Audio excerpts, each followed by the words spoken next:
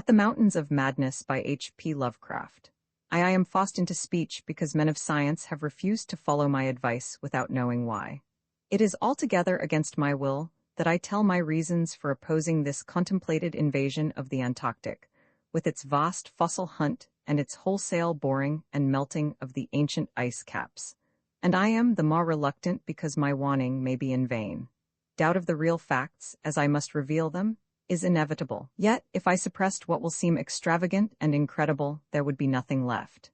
The hitherto withheld photographs, both ordinary and aerial, will count in my favor, for they are damnably vivid and graphic. Still, they will be doubted because of the great lengths to which clever fakery can be carried.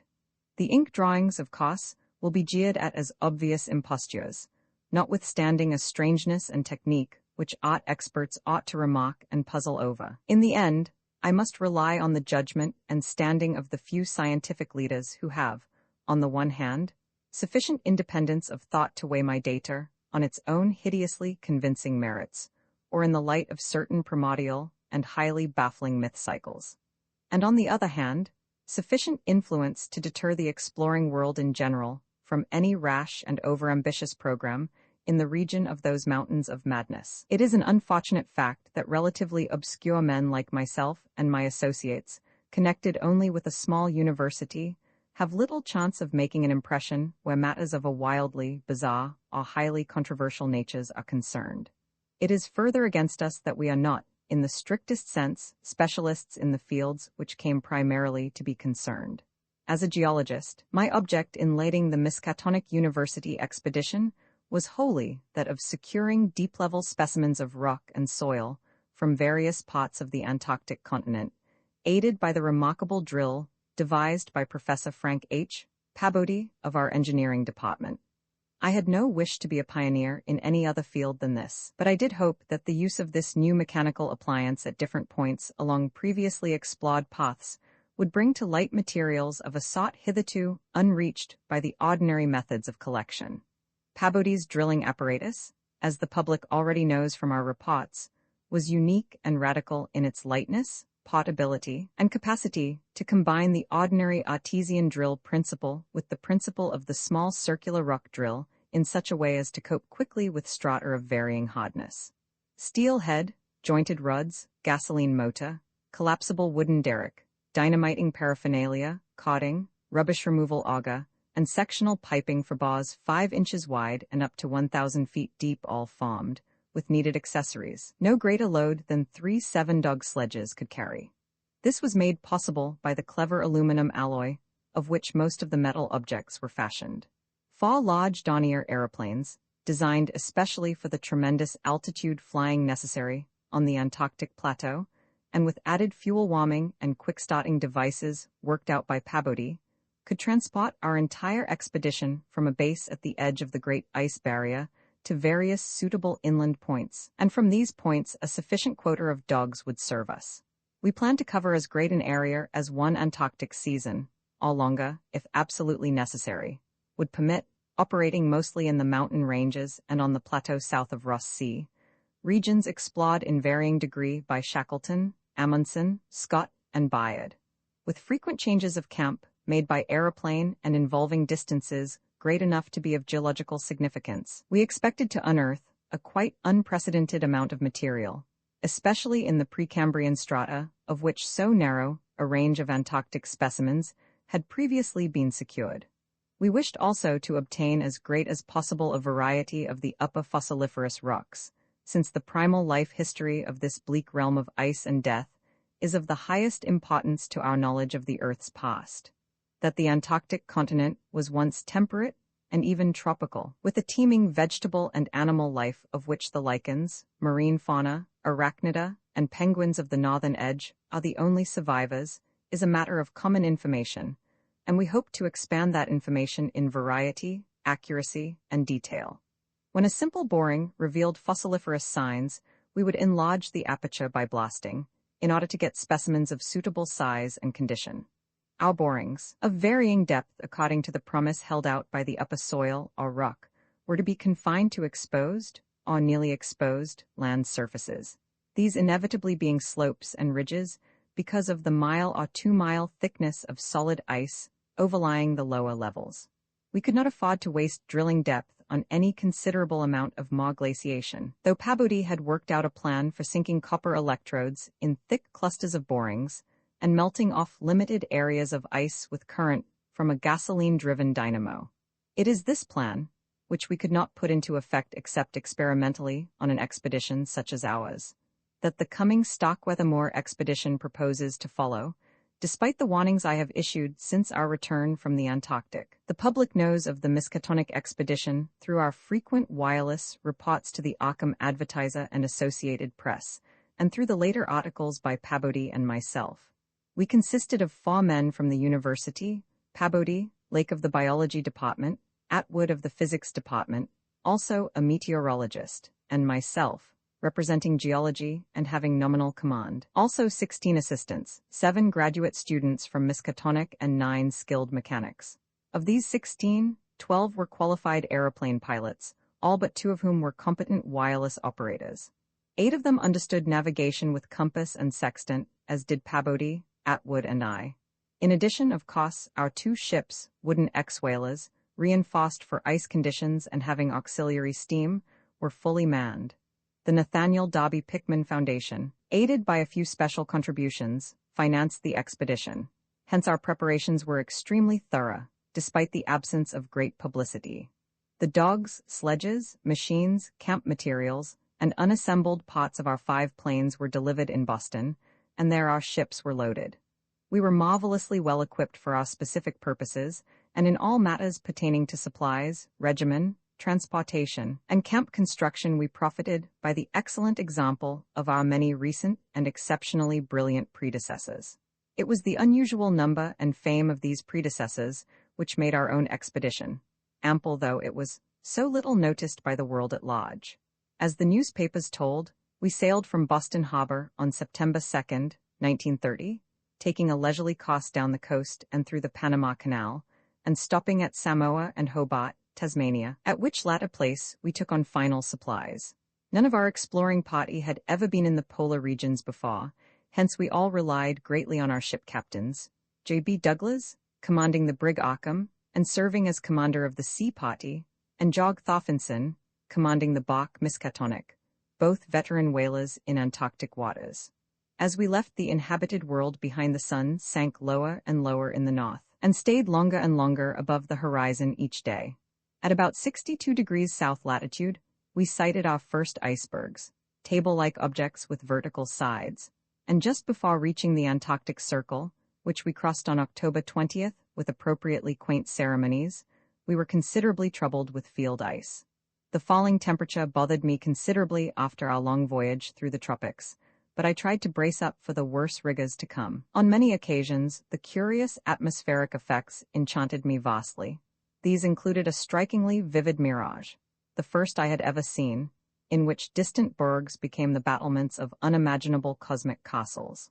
Pushing through the ice, which was fortunately neither extensive nor thickly packed, we regained open water at south latitude 67 degrees, east longitude 175 degrees. On the morning of October 26th, a strong land blink appeared on the south, and before noon, we all felt a thrill of excitement at beholding a vast, lofty, and snow-clad mountain chain which opened out and covered the whole vista ahead. At last, we had encountered an outpost of the great unknown continent and its cryptic world of frozen death. These peaks were obviously the Admiralty Range discovered by Ross, and it would now be our task to round Cape Adare and sail down the east coast of Victoria Land to our contemplated base on the shore of McMurdo Sound, at the foot of the volcano Erebus, in south latitude 77 degrees 9. The last lap of the voyage was vivid and fancy-stirring. Great barren peaks of mystery loomed up constantly against the west, as the low northern sun of noon, or the still lower horizon-grazing southern sun of midnight, poured its hazy reddish rays over the white snow, bluish ice and water lanes, and black bits of exposed granite slope. Through the desolate summits swept raging, intermittent gusts of the terrible Antarctic wind, whose cadences sometimes held vague suggestions of a wild and half-sentient musical piping, with notes extending over a wide range, and which for some subconscious mnemonic reason seemed to me disquieting, and even dimly terrible. Something about the scene reminded me of the strange and disturbing Asian paintings of Nicholas Roerich, and of the still stranger and more disturbing descriptions of the evilly fabled plateau of Leng, which occur in the dreaded Necronomicon of the mad Arab Abdul al-Hazred. I was rather sorry, later on, that I had ever looked into that monstrous book at the college library. On the 7th of November, sight of the Westwood Range having been temporarily lost, we passed Franklin Island, and the next day descried the cones of MTS, Erebus, and Terror on Ross Island ahead, with the long line of the Parry Mountains beyond. There now stretched off to the east the low, white line of the Great Ice Barrier, rising perpendicularly to a height of 200 feet like the rocky cliffs of Quebec, and marking the end of southward navigation. In the afternoon, we entered McMurdo Sound, and stood off the coast in the lee of smoking empty Erebus.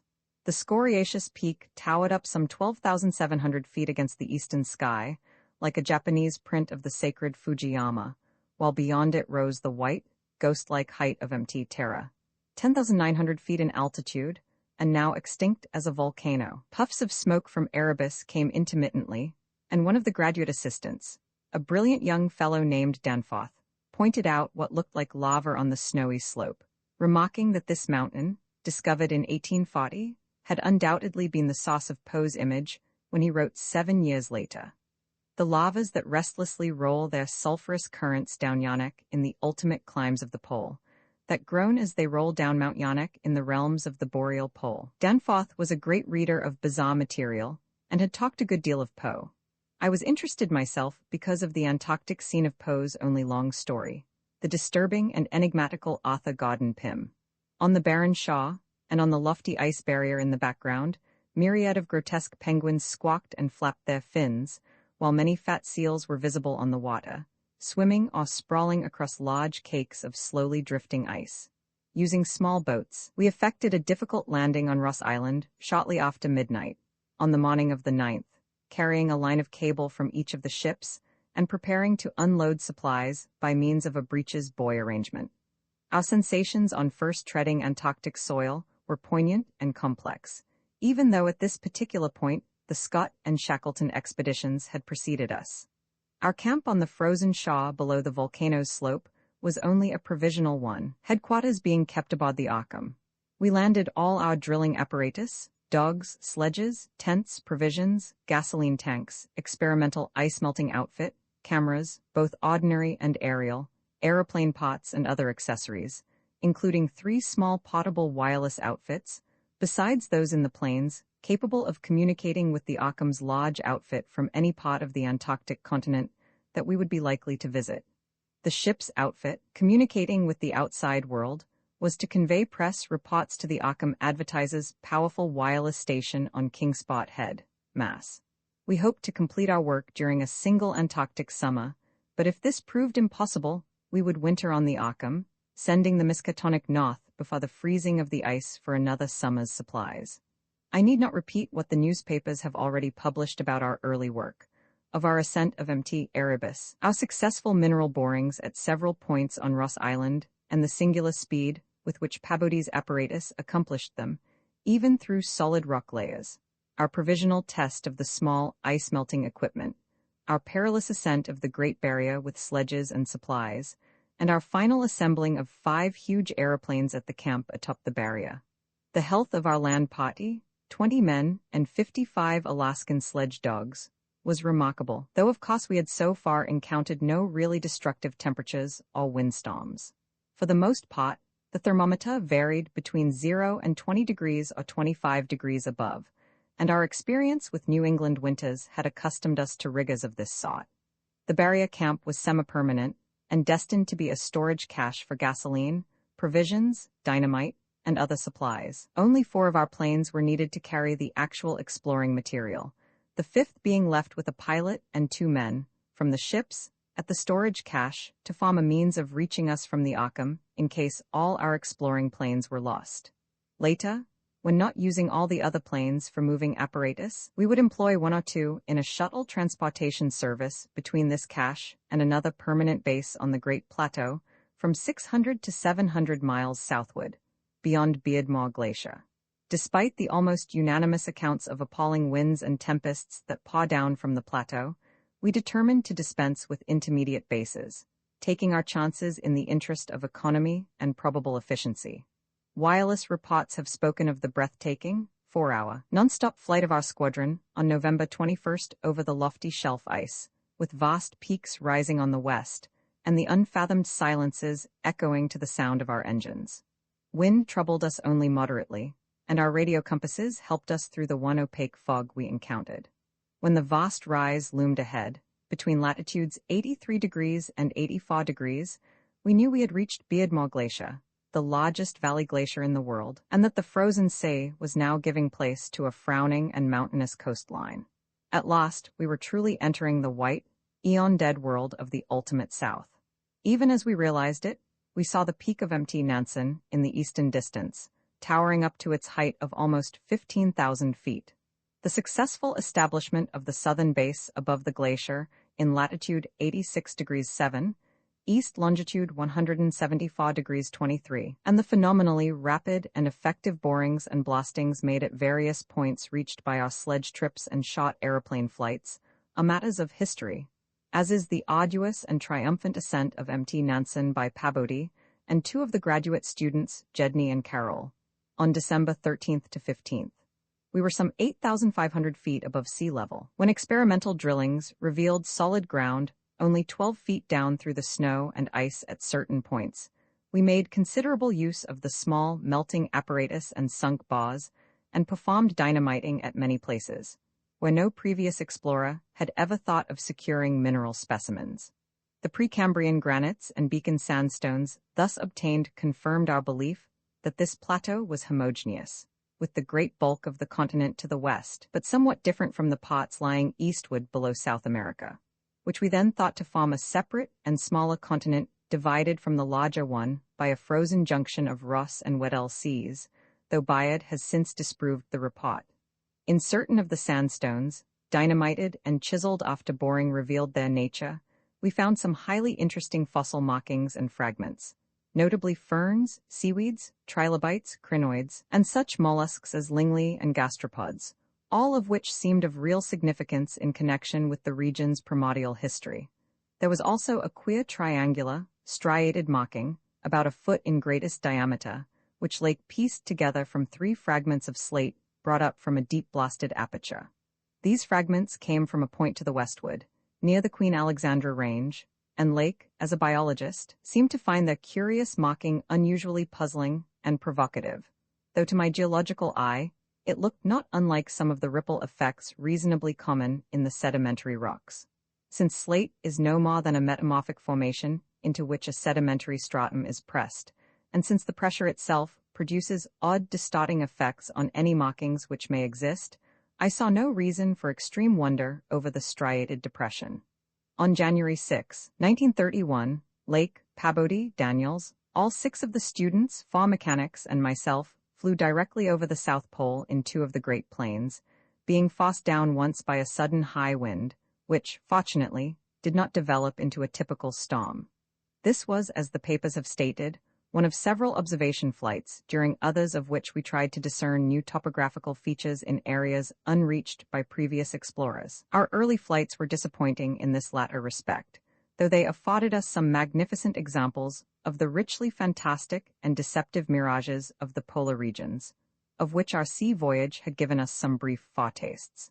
Distant mountains floated in the sky as enchanted cities, and often the whole white world would dissolve into a gold, silver, and scarlet land of Dunsanian dreams and adventurous expectancy under the magic of the low midnight sun. On cloudy days, we had considerable trouble in flying, owing to the tendency of snowy earth and sky to merge into one mystical opalescent void with no visible horizon to mark the junction of the two. At length, we resolved to carry out our original plan of flying 500 miles eastward with all 4 exploring planes and establishing a fresh subbase at a point which would probably be on the smaller continental division, as we mistakenly conceived it. Geological specimens obtained that would be desirable for purposes of comparison. Our health so far had remained excellent, lime juice well, offsetting the steady diet of tinned and salted food, and temperatures generally above zero, enabling us to do without our thickest furs. It was now midsummer, and with haste and care, we might be able to conclude work by March and avoid a tedious wintering through the long Antarctic night. Several savage windstorms had burst upon us from the west, but we had escaped damage through the skill of Atwood in devising rudimentary aeroplane shelters and windbreaks of heavy snow blocks, and in reinforcing the principal camp buildings with snow. Our good luck and efficiency had indeed been almost uncanny. The outside world knew, of course, of our program, and was told also of Lake's strange and dogged insistence on a westward, or rather, northwestward, prospecting trip before our radical shift to the new base. It seems that he had pondered a great deal, and with alarmingly radical daring, over that triangular striated marking in the slate, reading into it certain contradictions in nature and geological period, which whetted his curiosity to the utmost, and made him avid to sink more borings and blastings in the west-stretching formation, to which the exhumed fragments evidently belonged. He was strangely convinced that the marking was the print of some bulky, unknown, and radically unclassifiable organism of considerably advanced evolution, notwithstanding that the rock which bore it was of so vastly ancient a date, Cambrian, if not actually Precambrian, as to preclude the probable existence not only of all highly evolved life, but of any life at all above the unicellular, or at most the trilobite stage. These fragments, with their odd marking, must have been 500 million to 1,000 million years old. Many people will probably judge us callous as well as mad for thinking about the Northwood Tunnel and the abyss so soon after our summer discovery, and I am not prepared to say that we would have immediately revived such thoughts, but for a specific circumstance which broke in upon us, and set up a whole new train of speculations. We had replaced the tarpaulin over poor Jedney, and were standing in a kind of mute bewilderment when the sounds finally reached our consciousness. The first sounds we had heard since descending out of the open, where the mountain wind whined faintly from its unearthly heights.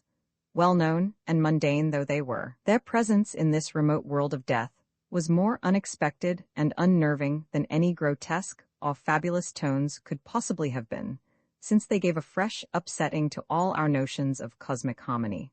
Had it been some trace of that bizarre musical piping over a wide range, which Lake's dissection report had led us to expect in those others, and which, indeed, our overwrought fancies had been reading into every wind howl we had heard since coming on the camp horror, it would have had a kind of hellish congruity with the eon-dead region around us.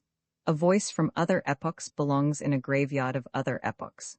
As it was, however, the noise shattered all our profoundly seated adjustments, all our tacit acceptance of the inner Antarctic as a waste utterly and irrevocably void of every vestige of normal life. What we heard was not the fabulous note of any buried blasphemy of elder Earth, from whose supernal toughness an age-denied polar sun had evoked a monstrous response.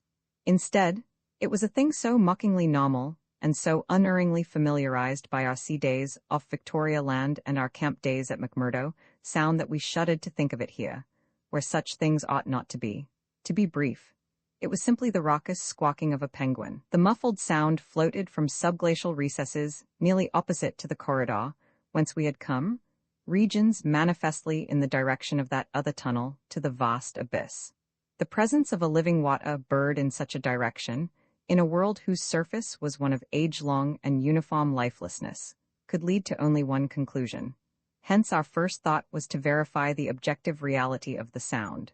It was, indeed, repeated, and seemed at times to come from more than one throat.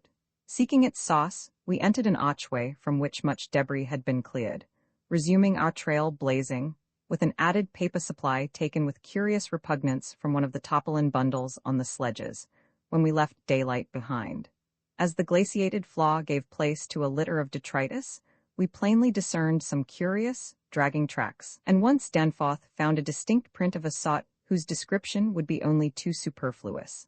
The course indicated by the penguin cries was precisely what our map and compass prescribed as an approach to the more northerly tunnel mouth, and we were glad to find that a bridgeless thoroughfare on the ground and basement levels seemed open. The tunnel, according to the chart, ought to start from the basement of a large pyramidal structure, which we seemed vaguely to recall from our aerial survey as remarkably well preserved. Along our path, the single torch showed a customary profusion of carvings, but we did not pause to examine any of these. Suddenly, a bulky white shape loomed up ahead of us, and we flashed on the second torch. It is odd how wholly this new quest had turned our minds from earlier fears of what might lurk near. Those other ones, having left their supplies in the great circular place, must have planned to return after their scouting trip toward or into the abyss.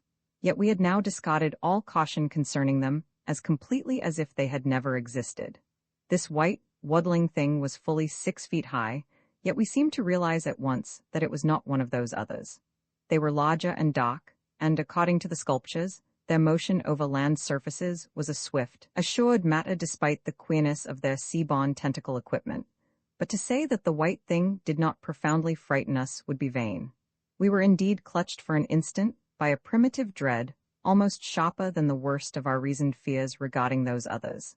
Then came a flash of anticlimax, as the white shape sidled into a lateral archway to our left, to join 2 others of its kind, which had summoned it in raucous tones. For it was only a penguin, albeit of a huge, unknown species larger than the greatest of the known king penguins, and monstrous in its combined albinism and virtual eyelessness. When we had followed the thing into the archway, and turned both our torches on the indifferent and unheeding group of 3, we saw that they were all eyeless albinos of the same unknown and gigantic species. Their size reminded us of some of the archaic penguins depicted in the Old One's sculptures, and it did not take us long to conclude that they were descended from the same stock, undoubtedly surviving through a retreat to some warmer inner region whose perpetual blackness had destroyed their pigmentation and atrophied their eyes to mere useless slits. That their present habitat was the vast abyss we sought was not for a moment to be doubted, and this evidence of the gulf's continued warmth and habitability filled us with the most curious and subtly perturbing fancies. We wondered, too, what had caused these 3 birds to venture out of their usual domain. The state and silence of the great dead city made it clear that it had at no time been a habitual seasonal rookery, whilst the manifest indifference of the trio to our presence made it seem odd that any passing party of those others should have startled them. Was it possible that those others had taken some aggressive notion or tried to increase their meat supply? We doubted whether that pungent odor which the dogs had hated could cause an equal antipathy in these penguins, since their ancestors had obviously lived on excellent terms with the Old Ones, an amicable relationship which must have survived in the abyss below as long as any of the Old Ones remained. Regretting, in a flare-up of the old spirit of pure science, that we could not photograph these anomalous creatures, we shortly left them to their squawking and pushed on toward the abyss, whose openness was now so positively proved to us, and whose exact direction occasional penguin tracks made clear. Not long afterward, a steep descent in a long, low, doorless, and peculiarly sculptureless corridor led us to believe that we were approaching the tunnel mouth at last. We had passed 2 more penguins. Then the corridor ended in a prodigious open space, which made us gasp involuntarily. A perfect inverted hemisphere, obviously deep underground, fully 100 feet in diameter and 50 feet high, with low archways opening around all parts of the circumference but one, and that one yawning cavernously with a black, arched aperture, which broke the symmetry of the vault to a height of nearly 15 feet. It was the entrance to the great abyss. In this vast hemisphere, whose concave roof was impressively though decadently carved to a likeness of the primordial celestial dome, a few albino penguins waddled, aliens there, but indifferent and unseeing. The black tunnel yawned indefinitely off at a steep, descending grade, its aperture adorned with grotesquely chiseled jambs and lintel. From that cryptical mouth, we fancied a current of slightly warmer air, and perhaps even a suspicion of vapor proceeded, and we wondered what living entities other than penguins the limitless void below, and the contiguous honeycombings of the land and the Titan mountains, might conceal. We wondered, too, whether the trace of mountaintop smoke at first suspected by Poor Lake, as well as the odd haze we had ourselves perceived around the rampart-crowned peak, might not be caused by the tortuous-channeled rising of some such vapor from the unfathomed regions of Earth's core. Entering the tunnel, we saw that its outline was, at least at the start, about 15 feet each way, sides, floor, and arched roof composed of the usual megalithic masonry. The sides were sparsely decorated with cartouches of conventional designs in a later, decadent style, and all the construction and carving were marvelously well preserved. The floor was quite clear, except for a slight detritus bearing outgoing penguin tracks and the inward tracks of those others. The farther one advanced, the warmer it became, so that we were soon unbuttoning our heavy garments.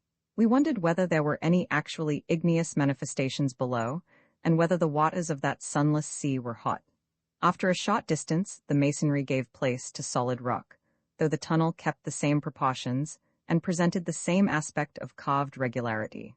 Occasionally, its varying grade became so steep that grooves were cut in the floor. Several times, we noted the mouths of small lateral galleries not recorded in our diagrams, none of them such as to complicate the problem of our return, and all of them welcome as possible refuges, in case we met unwelcome entities on their way back from the abyss.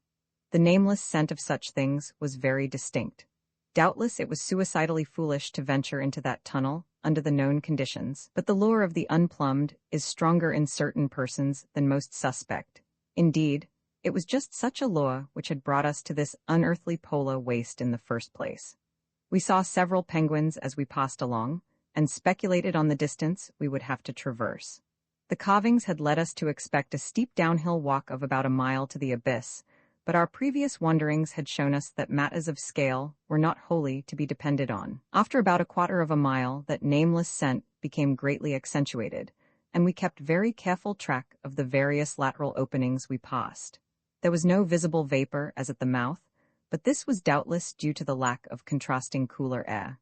The temperature was rapidly ascending, and we were not surprised to come upon a careless heap of material shudderingly familiar to us. It was composed of furs and tent cloths taken from Lake's camp, and we did not pause to study the bizarre forms into which the fabrics had been slashed. Slightly beyond this point, we noticed a decided increase in the size and number of the side galleries, and concluded that the densely honeycombed region beneath the higher foothills must now have been reached. The nameless scent was now curiously mixed with another, and scarcely less offensive odor. Of what nature we could not guess, though we thought of decaying organisms, and perhaps unknown subterranean fungi. Then came a startling expansion of the tunnel for which the carvings had not prepared us. A broadening and rising into a lofty, natural-looking elliptical cavern with a level floor, some 75 feet long and 50 broad, and with many immense side passages leading away into cryptical darkness.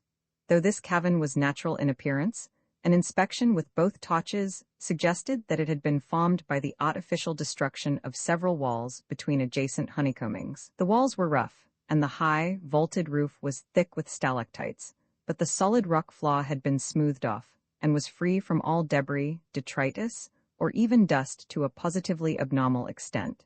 Except for the avenue through which we had come, this was true of the floors of all the great galleries opening off from it, and the singularity of the condition was such as to set us vainly puzzling. The curious new feta which had supplemented the nameless scent was excessively pungent here, so much so that it destroyed all trace of the other. Something about this whole place, with its polished and almost glistening floor, struck us as more vaguely baffling and horrible than any of the monstrous things we had previously encountered.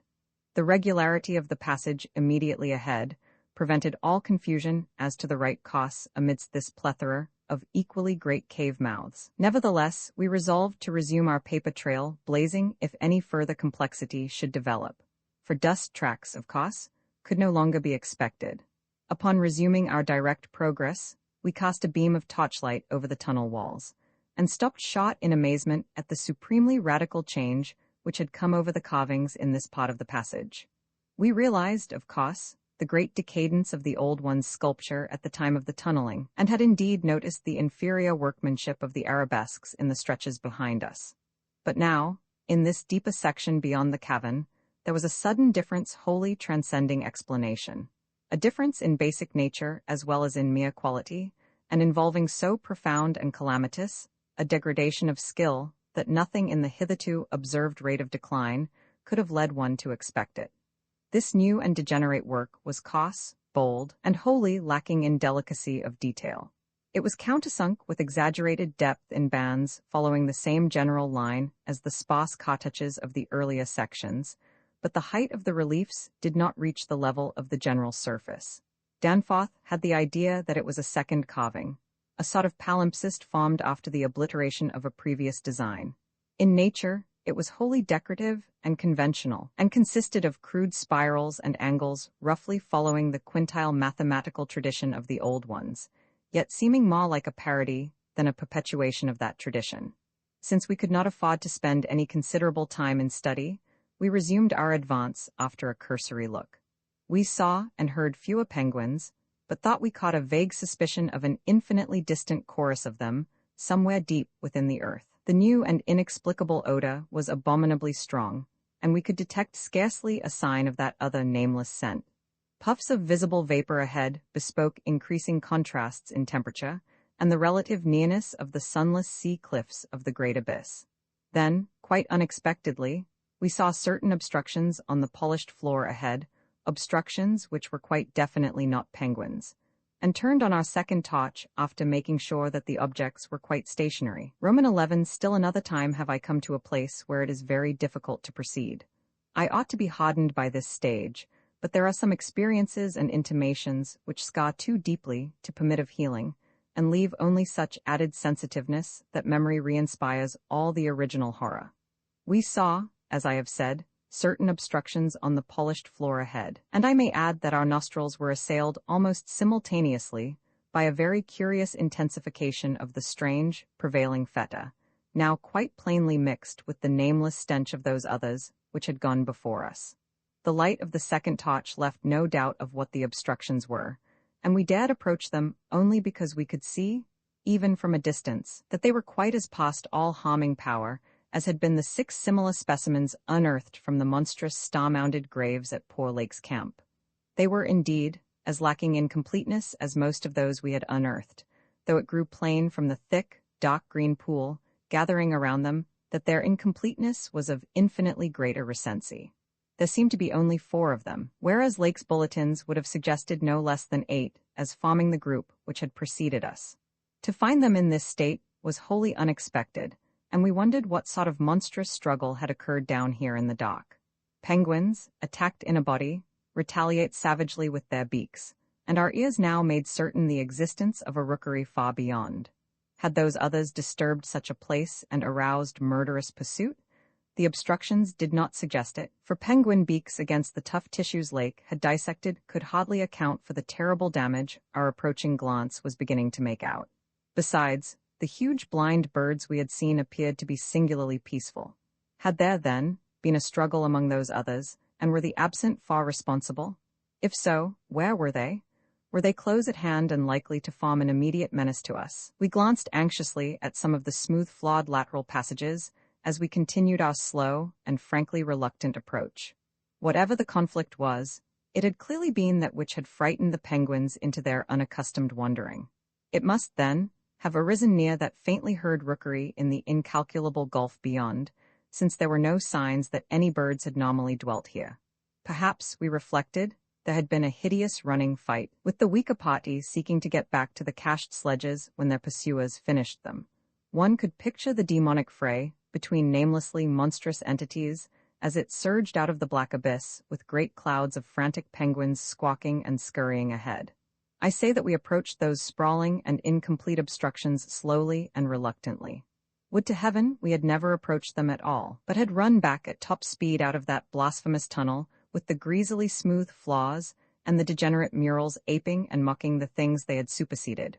Run back, before we had seen what we did see, and before our minds were burned with something which will never let us breathe easily again. Both of our torches were turned on the prostrate objects, so that we soon realized the dominant factor in their incompleteness. Mauled, compressed, twisted, and ruptured as they were, their chief common injury was total decapitation. From each one the tentacled starfish head had been removed, and as we drew near we saw that the manner of removal looked more like some hellish tearing or suction than like any ordinary form of cleavage. Their noisome dark green ichor formed a large, spreading pool, but its stench was half overshadowed by that newer and strangest stench, here more pungent than at any other point along our route. Only when we had come very close to the sprawling obstructions could we trace that second, unexplainable feta to any immediate source. And the instant we did so Danforth, remembering certain very vivid sculptures of the old one's history in the Permian age 150 million years ago, gave vent to a nerve-tortured cry which echoed hysterically through that vaulted and archaic passage with the evil, palimpsest carvings. I came only just short of echoing his cry myself, for I had seen those primal sculptures, too, and had shudderingly admired the way the nameless artist had suggested that hideous slime coating found on certain incomplete and prostrate old ones, those whom the frightful Shoggoths had characteristically slain and sucked to a ghastly headlessness in the Great War of Resubjugation. They were infamous, nightmare sculptures, even when telling of age-old, bygone things, for Shoggoths and their work ought not to be seen by human beings or portrayed by any beings. The mad author of the Necronomicon had nervously tried to swear that none had been bred on this planet, and that only drugged dreamers had ever conceived them. Formless protoplasm, able to mock and reflect all forms and organs and processes, viscous agglutinations of bubbling cells, rubbery 15-foot spheroids infinitely plastic and ductile, slaves of suggestion, builders of cities, more and more sullen, more and more intelligent, more and more amphibious, more and more imitative. Great heaven, what madness made even those blasphemous old ones willing to use and to carve such things. And now, when Danforth and I saw the freshly glistening and reflectively iridescent black slime which clung thickly to those headless bodies and stank obscenely with that new, unknown odor whose cause only a diseased fancy could envisage, clung to those bodies and sparkled less voluminously on a smooth part of the accursedly resculptured wall in a series of grouped dots, we understood the quality of cosmic fear to its utmost depths. It was not fear of those far missing others, for all too well did we suspect they would do no harm again. Poor devils? After all, they were not evil things of their kind. They were the men of another age and another order of being. Nature had played a hellish jest on them, as it will on any others that human madness, callousness, or cruelty may hereafter drag up in that hideously dead or sleeping polar waste, and this was their tragic homecoming. They had not been even savages, for what indeed had they done? That awful awakening in the cold of an unknown epoch, perhaps an attack by the furry, frantically barking quadrupeds, and a dazed defense against them, and the equally frantic white simians with the queer wrappings and paraphernalia, poor Lake, poor Jedney, and poor old ones, scientists to the last. What had they done that we would not have done in their place? Laud, what intelligence and persistence, what a facing of the incredible, just as those Coven kinsmen and forebears had faced things only a little less incredible. Radiates, vegetables, monstrosities, star spawn, whatever they had been, they were men. They had crossed the icy peaks on whose templed slopes they had once worshipped and roamed among the tree ferns.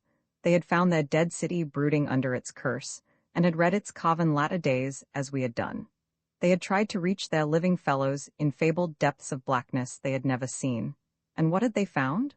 All this flashed in unison through the thoughts of Danforth and me, as we looked from those headless, slime-coated shapes to the loathsome palimpsest sculptures and the diabolical dot groups of fresh slime on the wall beside them, looked and understood what must have triumphed and survived down there in the cyclopean water city of that nighted, penguin-fringed abyss, whence even now a sinister curling mist had begun to belch pallidly, as if in answer to Danforth's hysterical scream.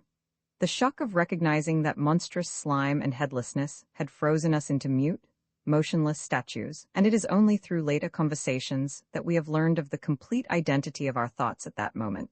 It seemed eons that we stood there, but actually it could not have been more than 10 or 15 seconds. That hateful, pallid mist curled forward as if veritably driven by some remoter advancing bulk, and then came a sound which upset much of what we had just decided, and in so doing broke the spell and enabled us to run like mad past squawking, confused penguins over our former trail back to the city, along ice-sunken megalithic corridors to the great open circle, and up that archaic spiral ramp in a frenzied, automatic plunge for the sane outer air and light of day. The new sound, as I have intimated, upset much that we had decided, because it was what poor Lake's dissection had led us to attribute to those we had just judged dead. It was, Danforth later told me, precisely what he had caught in infinitely muffled form when at that spot beyond the alley corner above the glacial level, and it certainly had a shocking resemblance to the wind pipings we had both heard around the lofty mountain caves. At the risk of seeming puerile, I will add another thing, too, if only because of the surprising way Danforth's impression chimed with mine. Of course, common reading is what prepared us both to make the interpretation, though Danforth has hinted at queer notions about unsuspected and forbidden sauces, to which Poe may have had access when writing his Arthur Gordon Pym a century ago. It will be remembered that in that fantastic tale, there is a word of unknown but terrible and prodigious significance, connected with the Antarctic and screamed eternally by the gigantic, spectrally snowy birds of that malign region's caw. Tekalilai, Tekalilai. That, I may admit, is exactly what we thought we heard conveyed by that sudden sound behind the advancing white mist, that insidious, musical piping over a singularly wide range.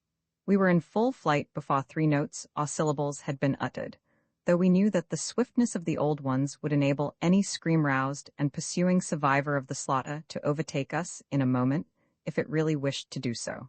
We had a vague hope, however, that non-aggressive conduct and a display of kindred reason might cause such a being to spare us in case of capture, if only from scientific curiosity. After all, if such a one had nothing to fear for itself, it would have no motive in harming us. Concealment being futile at this juncture, we used our torch for a running glance behind, and perceived that the mist was thinning. Would we see at last a complete and living specimen of those others? Again came that insidious musical piping, Tekalilai, Tekalilai. Then, noting that we were actually gaining on our pursuer, it occurred to us that the entity might be wounded. We could take no chances, however, since it was very obviously approaching in answer to Danforth's scream, rather than in flight from any other entity. The timing was too close to admit of doubt. Of the whereabouts of that less conceivable and less mentionable nightmare, that fetid, unglimpsed mountain of slime-spewing protoplasm, whose race had conquered the abyss and sent land pioneers to recave and squirm through the burrows of the hills, we could form no guess, and it cost us a genuine pang to leave this probably crippled old one, perhaps a lone survivor, to the peril of recapture and a nameless fate. Thank heaven we did not slacken our run. The curling mist had thickened again, and was driving ahead with increased speed, whilst the straying penguins in our rear were squawking and screaming and displaying signs of a panic really surprising in view of their relatively minor confusion when we had passed them. Once more came that sinister, wide-ranged piping, Tekalilai, Tekalilai. We had been wrong.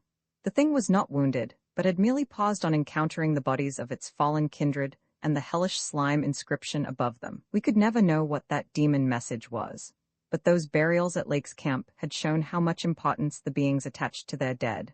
Our recklessly used torch now revealed ahead of us the large open cavern where various ways converged, and we were glad to be leaving those morbid palimpsest sculptures, almost felt even when scarcely seen, behind. Another thought which the advent of the cave inspired was the possibility of losing our pursuer at this bewildering focus of large galleries. There were several of the blind albino penguins in the open space, and it seemed clear that their fear of the oncoming entity was extreme to the point of unaccountability. If at that point we dimmed our torch to the very lowest limit of traveling need, keeping it strictly in front of us, the frightened squawking motions of the huge birds in the mist might muffle our footfalls, screen our true course, and somehow set up a false lead. Amidst the churning, spiraling fog, the littered and unglistening floor of the main tunnel beyond this point, as differing from the other morbidly polished burrows, could hardly form a highly distinguishing feature.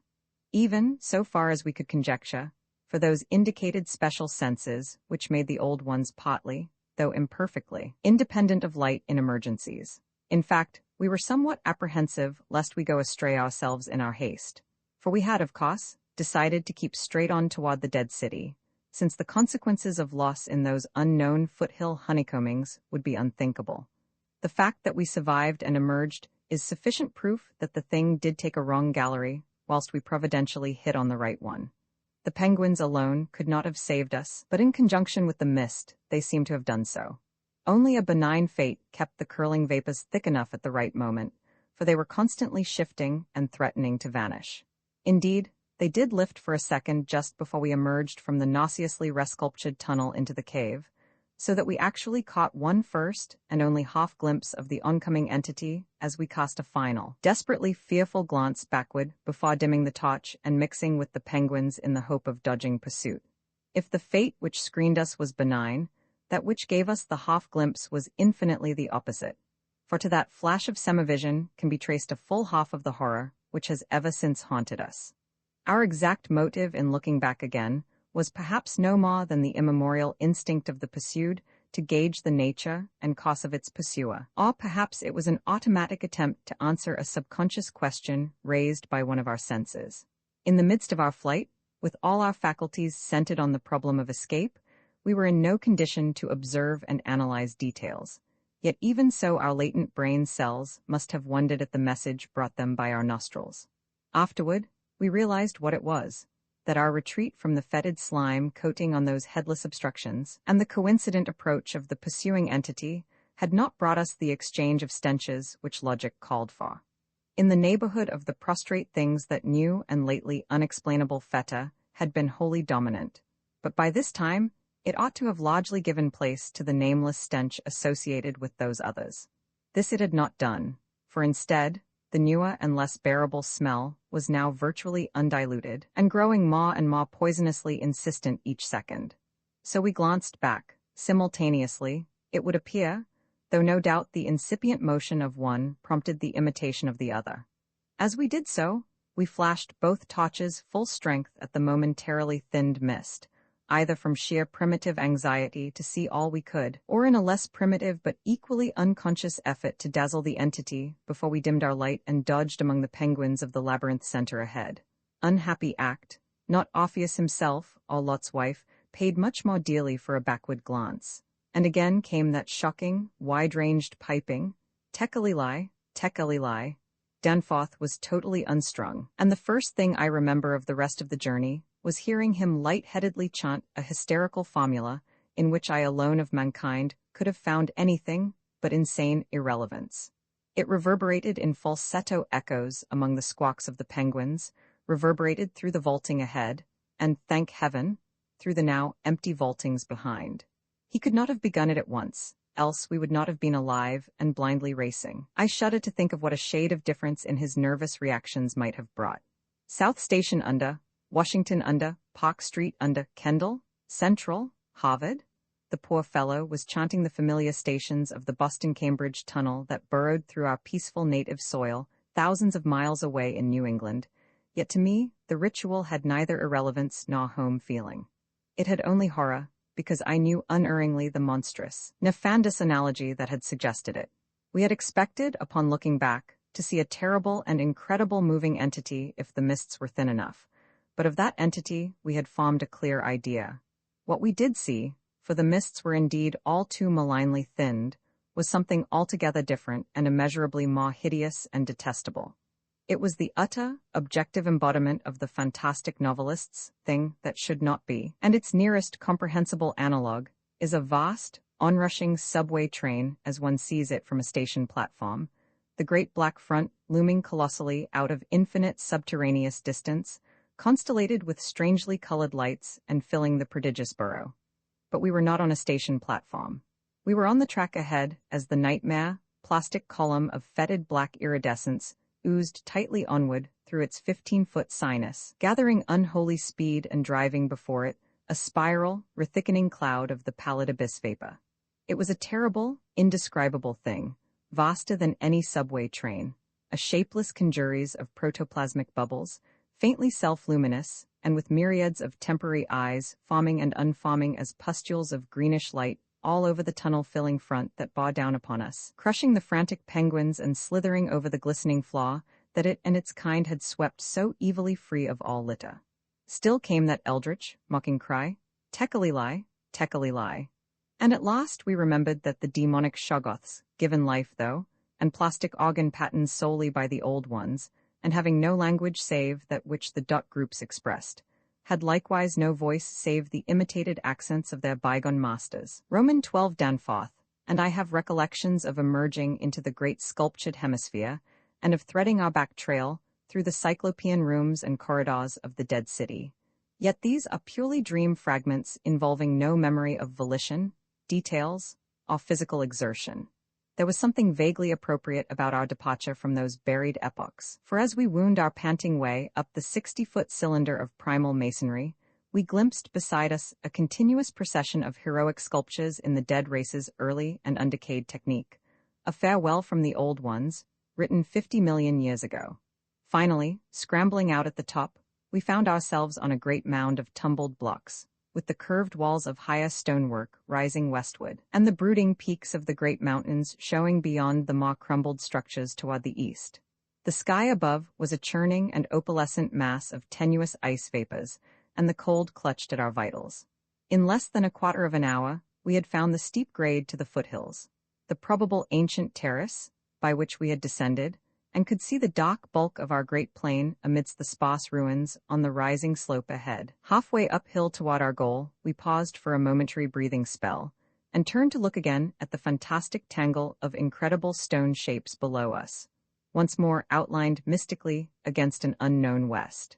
As we did so, we saw that the sky beyond had lost its morning haziness, the restless ice vapors having moved up to the zenith, where their mocking outlines seemed on the point of settling into some bizarre pattern which they feared to make quite definite or conclusive. There now lay revealed on the ultimate white horizon behind the grotesque city a dim, elfin line of pinnacled violet, whose needle-pointed heights loomed dreamlike against the beckoning rose color of the western sky.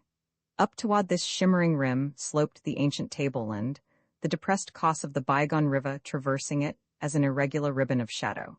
For a second we gasped in admiration of the scene's unearthly cosmic beauty, and then vague horror began to creep into our souls. For this far violet line could be nothing else than the terrible mountains of the Forbidden Land, highest of Earth's peaks and focus of Earth's evil, harborers of nameless horrors and Archean secrets, shunned and prayed to by those who feared to carve their meaning, untrodden by any living thing of Earth, but visited by the sinister lightnings, and sending strange beams across the plains in the polar night. If the sculptured maps and pictures in that prehuman city had told truly, these cryptic violet mountains could not be much less than 300 miles away. Yet none the less sharply did their dim elfin essence jut above that remote and snowy rim, like the serrated edge of a monstrous alien planet about to rise into unaccustomed heavens. Looking at them, I thought nervously of certain sculptured hints of what the great bygone river had washed down into the city from their accursed sloping, and wondered how much sense and how much folly had lain in the fears of those old ones who carved them so reticently. I recalled how their northerly end must come near the coast at Queen Mary Land, where even at that moment Sir Douglas Mawson's expedition was doubtless working less than 1,000 miles away, and hoped that no evil fate would give Sir Douglas and his men a glimpse of what might lie beyond the protecting coastal range. Such thoughts formed a measure of my overwrought condition at the time, and Danforth seemed to be even worse. Yet before we had passed the great star-shaped ruin and reached our plain, our fears had become transferred to the lesser, but vast enough, range whose recrossing lay ahead of us. From these foothills the black, ruin-crusted slopes reared up starkly and hideously against the east, again reminding us of those strange Asian paintings of Nicholas Roerich. And when we thought of the damnable honeycombings inside them, and of the frightful amorphous entities that might have pushed their fetidly squirming sway, even to the topmost hollow pinnacles, we could not face without panic the prospect of again sailing by those suggestive skyward cave mouths, where the wind made sounds like an evil musical piping over a wide range. To make matters worse, we saw distinct traces of local mist around several of the summits, as poor Lake must have done when he made that early mistake about volcanism, and thought shiveringly of that kindred mist from which we had just escaped, of that, and of the blasphemous, horror-fostering abyss whence all such vapors came.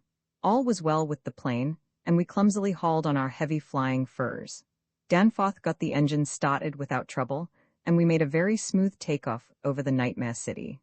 At a very high level, there must have been great disturbance, since the ice-dust clouds of the zenith were doing all sorts of fantastic things, but at 24,000 feet, the height we needed for the pass, we found navigation quite practicable. As we drew close to the jutting peaks, the wind's strange piping again became manifest, and I could see Danforth's hands trembling at the controls. Rank amateur though I was, I thought at that moment that I might be a better navigator than he in effecting the dangerous crossing between pinnacles, and when I made motions to change seats and take over his duties, he did not protest.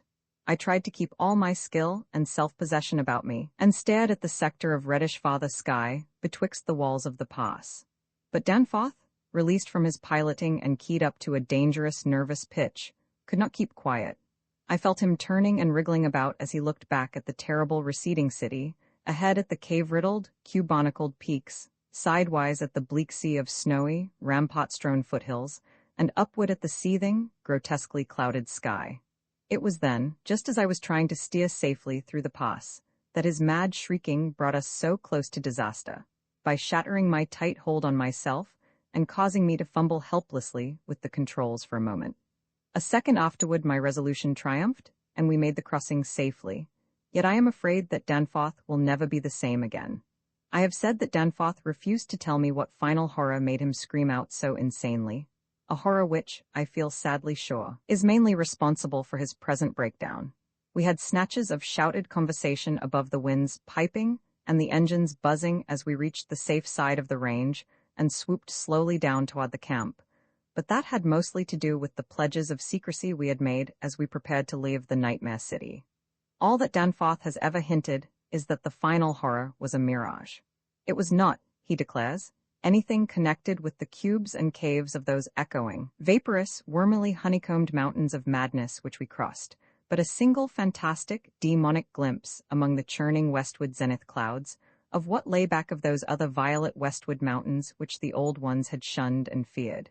He has on rare occasions whispered disjointed and irresponsible things about the Black Pit, the Carven Rim, the Proto-Shoggoths, the windowless solids with 5 dimensions, the nameless cylinders, the Elder Pharaohs, Yog-Sothoth, the primal white jelly, the color out of space, the wings, the eyes in darkness, the moon ladder, the original, the eternal, the undying, and other bizarre conceptions. But when he is fully himself, he repudiates all this and attributes it to his curious and macabre reading of earlier years. Danforth, indeed, is known to be among the few who have ever dared go completely through that worm-riddled copy of the Necronomicon kept under lock and key in the college library. The higher sky, as we crossed the range, was surely vaporous and disturbed enough, and although I did not see the zenith, I can well imagine that its swirls of ice dust may have taken strange forms. Imagination, knowing how vividly distant scenes can sometimes be reflected, refracted, and magnified by such layers of restless cloud, might easily have supplied the rest. And of course, Danforth did not hint any of these specific horrors till after his memory had had a chance to draw on his bygone reading. He could never have seen so much in one instantaneous glance. At the time, his shrieks were confined to the repetition of a single, mad word of all too obvious sauce.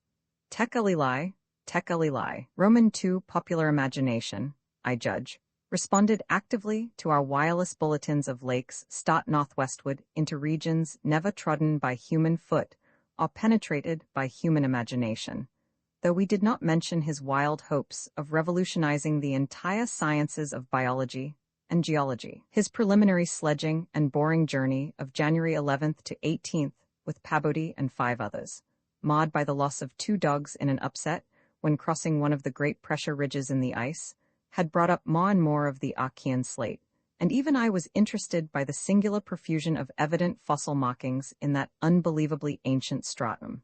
These markings, however, were of very primitive life forms involving no great paradox, except that any life forms should occur in rock as definitely Precambrian as this seemed to be. Hence I still failed to see the good sense of Lake's demand for an interlude in our time-saving program. An interlude requiring the use of all 4 planes, many men, and the whole of the expedition's mechanical apparatus. I did not, in the end, veto the plan, though I decided not to accompany the northwestward party despite Lake's plea for my geological advice.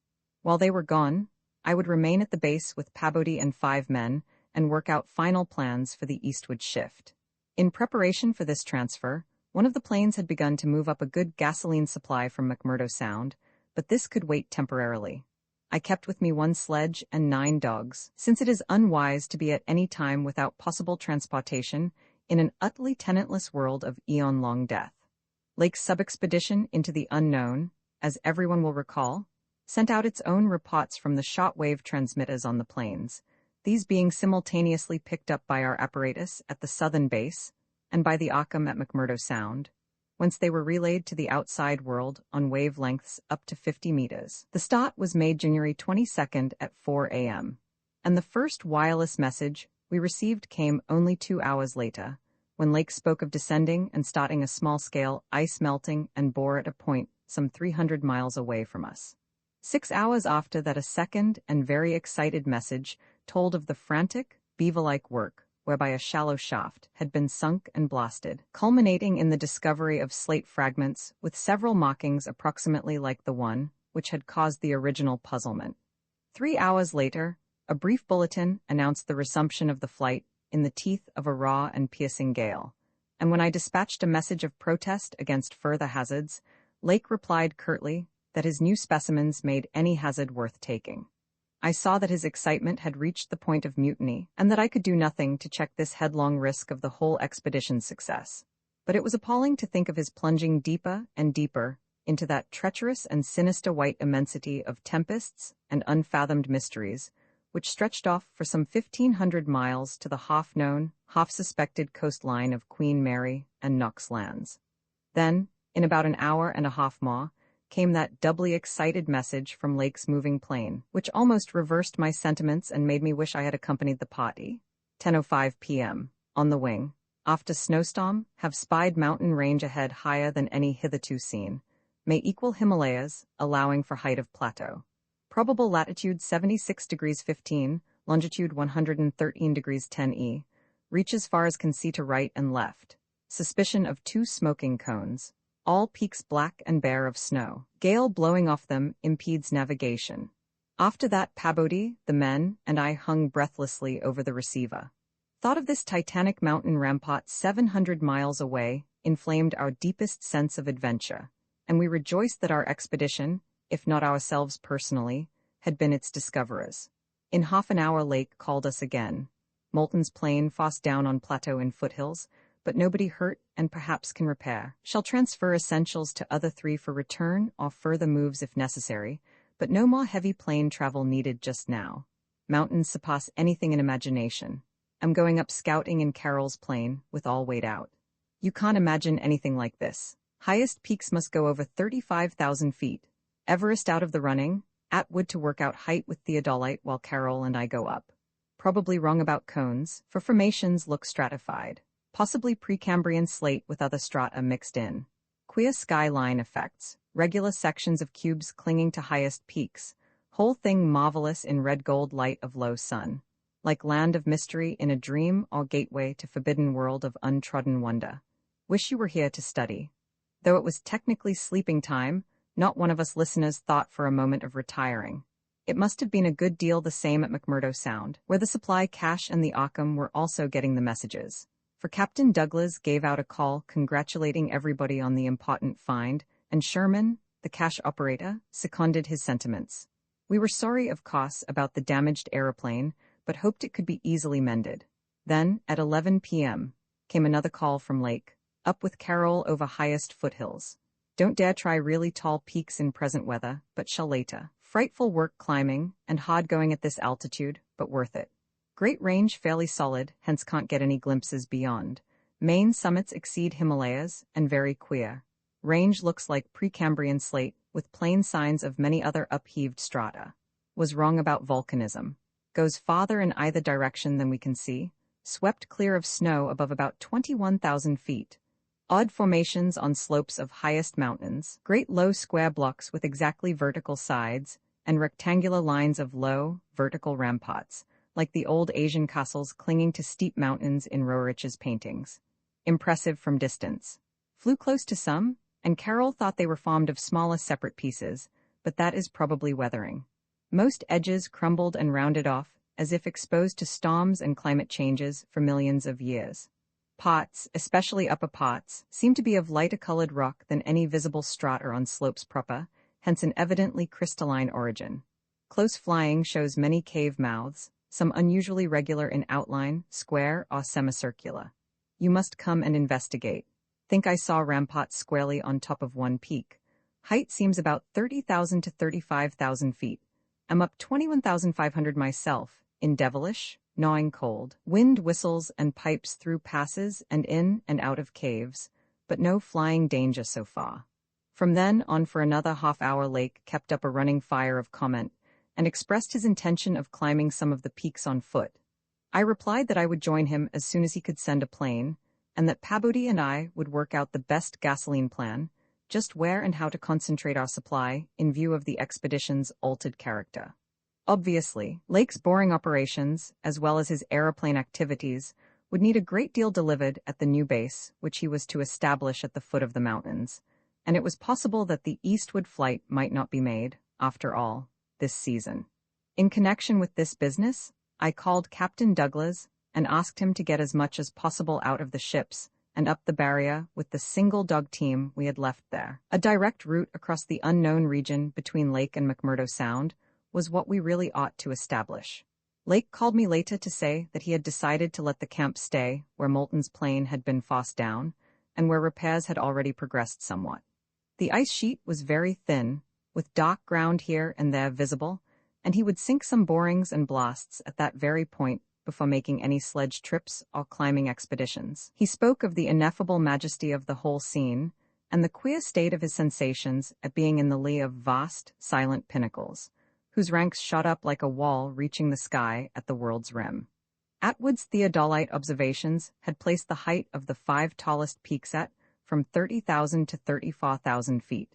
The windswept nature of the terrain clearly disturbed Lake, for it argued the occasional existence of prodigious gales, violent beyond anything we had so far encountered. His camp lay a little more than 5 miles from where the higher foothills rose abruptly. I could almost trace a note of subconscious alarm in his words, flashed across a glacial void of 700 miles, as he urged that we all hasten with the matter and get the strange, new region disposed of as soon as possible. He was about to rest now, after a continuous day's work of almost unparalleled speed, strenuousness, and results. In the morning, I had a 3-cornered wireless talk with Lake and Captain Douglas at their widely separated bases. It was agreed that one of Lake's planes would come to my base for Pabodi, the 5 men, and myself, as well as for all the fuel it could carry.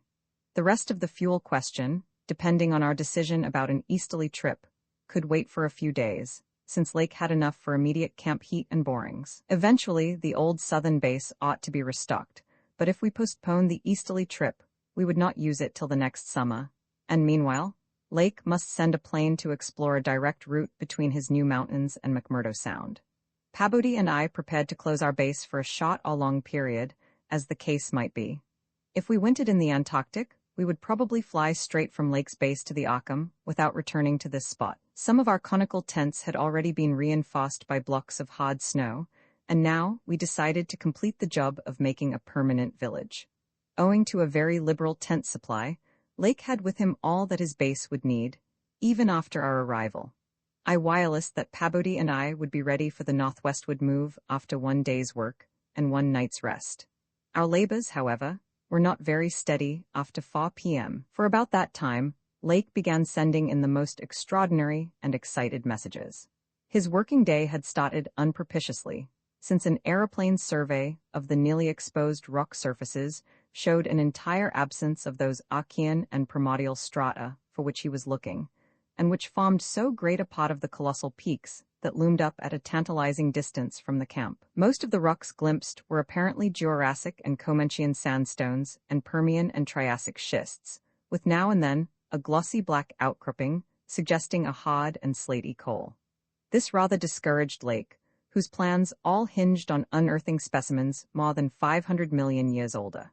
It was clear to him that in order to recover the Archean slate vein in which he had found the odd markings, he would have to make a long sledge trip from these foothills to the steep slopes of the gigantic mountains themselves. He had resolved, nevertheless, to do some local boring as part of the expedition's general program. Hence, he set up the drill and put 5 men to work with it, while the rest finished settling the camp and repairing the damaged aeroplane.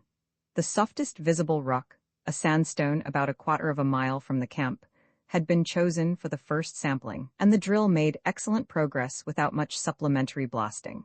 It was about 3 hours afterward, following the first really heavy blast of the operation, that the shouting of the drill crew was heard, and that young Jedney, the acting foreman, rushed into the camp with the startling news. They had struck a cave. Early in the boring, the sandstone had given place to a vein of Comanchian limestone, full of minute fossil cephalopods, corals, echini, and spirifera, and with occasional suggestions of siliceous sponges and marine vertebrate bones. the latter probably of teleosts, sharks, and ganoids. This, in itself, was important enough, as affording the first vertebrate fossils the expedition had yet secured. But when shortly afterward the drill head dropped through the stratum into apparent vacancy, a wholly new and doubly intense wave of excitement spread among the excavators. A good-sized blast had laid open the subterranean secret, and now, through a jagged aperture perhaps 5 feet across and 3 feet thick, there yawned before the avid searchers a section of shallow limestone, hollowing one more than 50 million years ago by the trickling groundwaters of a bygone tropic world. The hollowed layer was not more than 7 or 8 feet deep, but extended off indefinitely in all directions, and had a fresh, slightly moving air, which suggested its membership in an extensive subterranean system. Its roof and floor were abundantly equipped with large stalactites and stalagmites, some of which met in columnar form. But important above all else was the vast deposit of shells and bones, which in places nearly choked the passage. Washed down from unknown jungles of Mesozoic tree ferns and fungi, and forests of tertiary cycads, fan palms, and primitive angiosperms, this osseous medley contained representatives of more Cretaceous, Eocene, and other animal species than the greatest paleontologist could have counted or classified in a year. Mollusks, crustacean armor, fishes, amphibians, reptiles, birds, and early mammals, great and small, known and unknown. No wonder Jedney ran back to the camp shouting, and no wonder everyone else dropped work and rushed headlong through the biting cold to where the tall derrick marked a newfound gateway to secrets of inner earth and vanished eons. When Lake had satisfied the first keen edge of his curiosity, he scribbled a message in his notebook and had young Moulton run back to the camp to dispatch it by wireless. This was my first word of the discovery, and it told of the identification of early shells, bones of ganoids and placoderms, remnants of Labyrinthodonta and the Coioidea, great mosasaur skull fragments, dinosaur vertebrae and armor plates, pterodactyl teeth and wing bones, Archaeopteryx debris, Miocene shark's teeth, primitive bird skulls, and other bones of archaic mammals such as paleothers, Ziphodons, Eohippie, Oreodons, and Titanotheridae. There was nothing as recent as a mastodon, elephant, true camel, deer, or bovine animal. Hence Lake concluded that the lost deposits had occurred during the Oligocene age, and that the hollowed stratum had lain in its present dried, dead, and inaccessible state for at least 30 million years. On the other hand, the prevalence of very early life forms was singular in the highest degree. Though the limestone formation was, on the evidence of such typical embedded fossils as ventriculites, positively and unmistakably Comanchian, and not a particle earlier. The free fragments in the hollow space included a surprising proportion from organisms hitherto considered as peculiar to far older periods, even rudimentary fishes, mollusks, and corals as remote as the Silurian or Ordovician. The inevitable inference was that in this part of the world, there had been a remarkable and unique degree of continuity between the life of over 300 million years ago and that of only 30 million years ago. How far this continuity had extended beyond the Oligocene age when the cavern was closed was of course past all speculation. In any event, the coming of the frightful ice in the Pleistocene, some 500,000 years ago, a mere yesterday as compared with the age of this cavity, must have put an end to any of the primal forms which had locally managed to outlive their common terms. Lake was not content to let his first message stand, but had another bulletin written and dispatched across the snow to the camp before Moulton could get back. After that, Moulton stayed at the wireless in one of the planes, transmitting to me, and to the Occam for relaying to the outside world, the frequent postscripts which Lake sent him by a succession of messengers. Those who followed the newspapers will remember the excitement created among men of science by that afternoon's reports which have finally led, after all these years, to the organization of that very Starkweather Moor expedition, which I am so anxious to dissuade from its purposes. I had better give the messages literally as Lake sent them, and as our base operator McTigg translated them from his pencil shorthand. Fowler makes discovery of highest importance in sandstone and limestone fragments from blasts. Several distinct triangular striated prints like those in Archean slate, proving that sauce survived from over 600 million years ago to Comanchian times without more than moderate morphological changes and decrease in average size. Comanchian prints apparently more primitive or decadent, if anything, than older ones. Emphasize importance of discovery in press. Will mean to biology what Einstein has meant to mathematics and physics. Joins up with my previous work and amplifies conclusions. Appears to indicate, as I suspected, that Earth has seen whole cycles of organic life before known one that begins with archaeozoic cells, was evolved and specialized not later than 1,000 million years ago, when planet was young and recently uninhabitable for any life forms of normal protoplasmic structure. Question arises when, where, and how development took place. Later. Examining certain skeletal fragments of large land and marine saurians and primitive mammals, find singular local wounds or injuries to bony structure not attributable to any known predatory or carnivorous animal of any period. Of two sorts, straight, penetrant bars, and apparently hacking incisions. 1 or 2 cases of cleanly severed bones, not many specimens affected. I'm sending to camp for electric torches. Will extend search area underground by hacking away stalactites. Still later, have found peculiar soapstone fragment about 6 inches across and 1.5 inches thick, wholly unlike any visible local formation, greenish, but no evidences to place its period.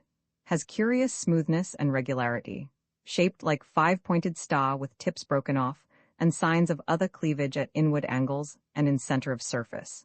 Small, smooth depression in center of unbroken surface. Arouses much curiosity as to source and weathering, probably some freak of water action. Carroll, with magnifier, thinks he can make out additional markings of geologic significance. Groups of tiny dots in regular patterns. Dogs growing uneasy as we work and seem to hate this soapstone.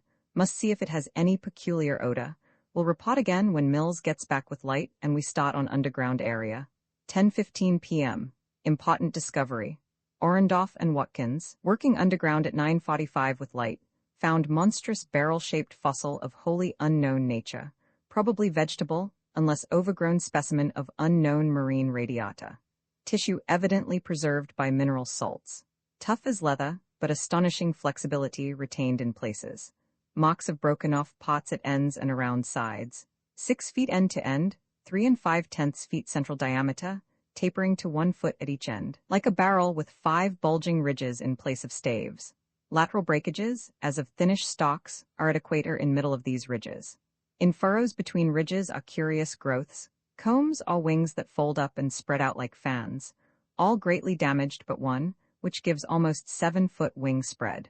Arrangement reminds one of certain monsters of primal myth, especially fabled elder things in Necronomicon. These wings seem to be membranous, stretched on framework of glandular tubing. Apparent minute orifices in frame tubing at wing tips. Ends of body shriveled, giving no clue to interior or to what has been broken off there. Must dissect when we get back to camp. Can't decide whether vegetable or animal. Many features obviously of almost incredible primitiveness. Have set all hands cutting stalactites and looking for further specimens. Additional scarred bones found, but these must wait. Having trouble with dogs. They can't endure the new specimen, and would probably tear it to pieces if we didn't keep it at a distance from them. 11:30 p.m. Attention, Daya, Pabodie, Douglas. Matter of highest, I might say transcendent, importance. Occam must relay to Kingspot Head Station at once. Strange barrel growth is the Archean thing that left prints in rocks. Mills, Boudreau, and Fowler discover cluster of 13 more at underground 40 feet from aperture, mixed with curiously rounded and configured soapstone fragments smaller than one previously found, star-shaped, but no marks of breakage except at some of the points. Of organic specimens, 8 apparently perfect with all appendages, have brought all to surface, leading off dogs to distance. They cannot stand the things. Give close attention to description and repeat back for accuracy. Papers must get this right. Objects are 8 feet long all over, 6 foot, 5 ridged barrel torso 3 5/10 feet central diameter, 1 foot end diameters. Dark gray, flexible, and infinitely tough. 7-foot membranous wings of same color, found folded, spread out of furrows between ridges. Wing framework tubular or glandular, of lighter gray, with orifices at wing tips. Spread wings have serrated edge. Around equator, one at central apex of each of the 5 vertical, stave-like ridges, are 5 systems of light gray flexible arms or tentacles found tightly folded to torso, but expansible to maximum length of over 3 feet. Like arms of primitive crinoid. Single stalks 3 inches diameter branch after 6 inches into 5 substalks, each of which branches after 8 inches into 5 small, tapering tentacles or tendrils, giving each stalk a total of 25 tentacles. At top of torso, blunt, bulbous neck of lighter gray, with gill-like suggestions, holds yellowish 5-pointed starfish-shaped apparent head covered with 3-inch wiry cilia of various prismatic colors. Head thick and puffy, about 2 feet point to point, with 3-inch flexible yellowish tubes projecting from each point. Slit in exact center of top, probably breathing aperture. At end of each tube is spherical expansion, where yellowish membrane rolls back on handling to reveal glossy, red-earized globe, evidently an eye. 5 slightly longer reddish tubes start from inner angles of starfish-shaped head and end in sac-like swellings of same color which, upon pressure, open to bell-shaped orifices 2 inches maximum diameter, and lined with sharp, white tooth-like projections, probable mouths. All these tubes, cilia, and points of starfish head found folded tightly down, tubes and points clinging to bulbous neck and torso. Flexibility surprising despite vast toughness. At bottom of torso, rough but dissimilarly functioning counterparts of head arrangements exist. Bulbous light gray pseudoneck, without gill suggestions, holds greenish 5-pointed starfish arrangement. Tough, muscular arms 4 feet long and tapering from 7 inches diameter at base to about 2 5/10 at point. To each point is attached small end of a greenish 5-veined membranous triangle, 8 inches long and 6 wide at farther end. This is the paddle, fin, or pseudofoot which had made prints in rocks from 1,000 million to 50 or 60 million years old. From inner angles of starfish arrangement project 2-foot reddish tubes tapering from 3 inches diameter at base to 1 at tip, orifices at tips. All these parts infinitely tough and leathery, but extremely flexible. 4-foot arms with paddles undoubtedly used for locomotion of some sort, marine or otherwise. When moved, display suggestions of exaggerated muscularity. As found, all these projections tightly folded over pseudoneck and end of torso, corresponding to projections at other end. Cannot yet assign positively to animal or vegetable kingdom, but odds now favor animal. Probably represents incredibly advanced evolution of radiata without loss of certain primitive features. Echinoderm resemblances unmistakable despite local contradictory evidences. Wing structure puzzles in view of probable marine habitat, but may have use in water navigation. Symmetry is curiously vegetable-like, suggesting vegetables' essential up and down structure rather than animals' fore and aft structure. Fabulously early date of evolution, preceding even simplest Archean protozoa hitherto known, baffles all conjecture as to origin. Complete specimens have such uncanny resemblance to certain creatures of primal myth that suggestion of ancient existence outside Antarctic becomes inevitable. Dyer and Pabodie have read Necronomicon and seen Clark Ashton Smith's nightmare paintings based on text, and will understand when I speak of elder things supposed to have created all Earth life as jest or mistake. Students have always thought conception formed from morbid imaginative treatment of very ancient tropical radiata. Also, like prehistoric folklore things Wilmoth has spoken of, Cthulhu cult appendages, etc. Vast field of study opened. Deposits probably of late Cretaceous or early Eocene period, judging from associated specimens. Massive stalagmites deposited above them. Hard work hewing out, but toughness prevented damage. State of preservation miraculous, evidently owing to limestone action. No more found so far, but will resume search later. Job now to get 14 huge specimens to camp without dogs, which bark furiously and can't be trusted near them. With 9 men, 3 left to guard the dogs, we ought to manage the 3 sledges fairly well, though wind is bad. Must establish plain communication with McMurdo Sound and begin shipping material. But I've got to dissect one of these things before we take any rest. Wish I had a real laboratory here. Diabeta kick himself for having tried to stop my westward trip. First the world's greatest mountains and then this. If this last isn't the high spot of the expedition, I don't know what is. We're made scientifically. Congrats, Pabodie, on the drill that opened up the cave. Now will Occam please repeat description? The sensations of Pabodie and myself at receipt of this report were almost beyond description, nor were our companions much behind us in enthusiasm.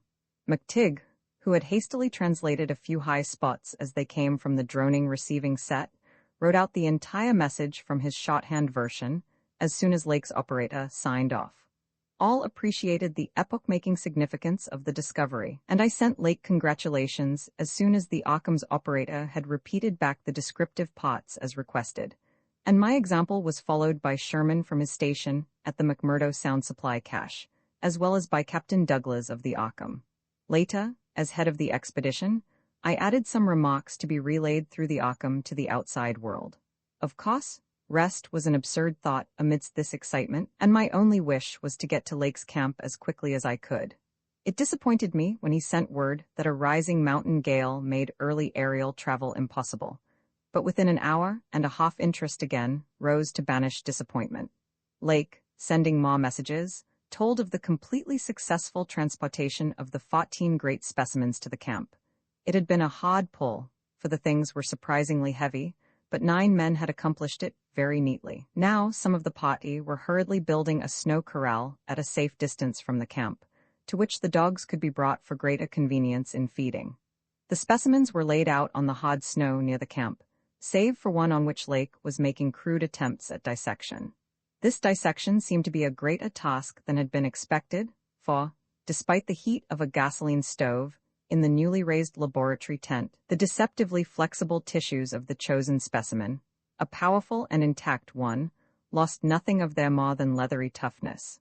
Lake was puzzled as to how he might make the requisite incisions without violence destructive enough to upset all the structural niceties he was looking for.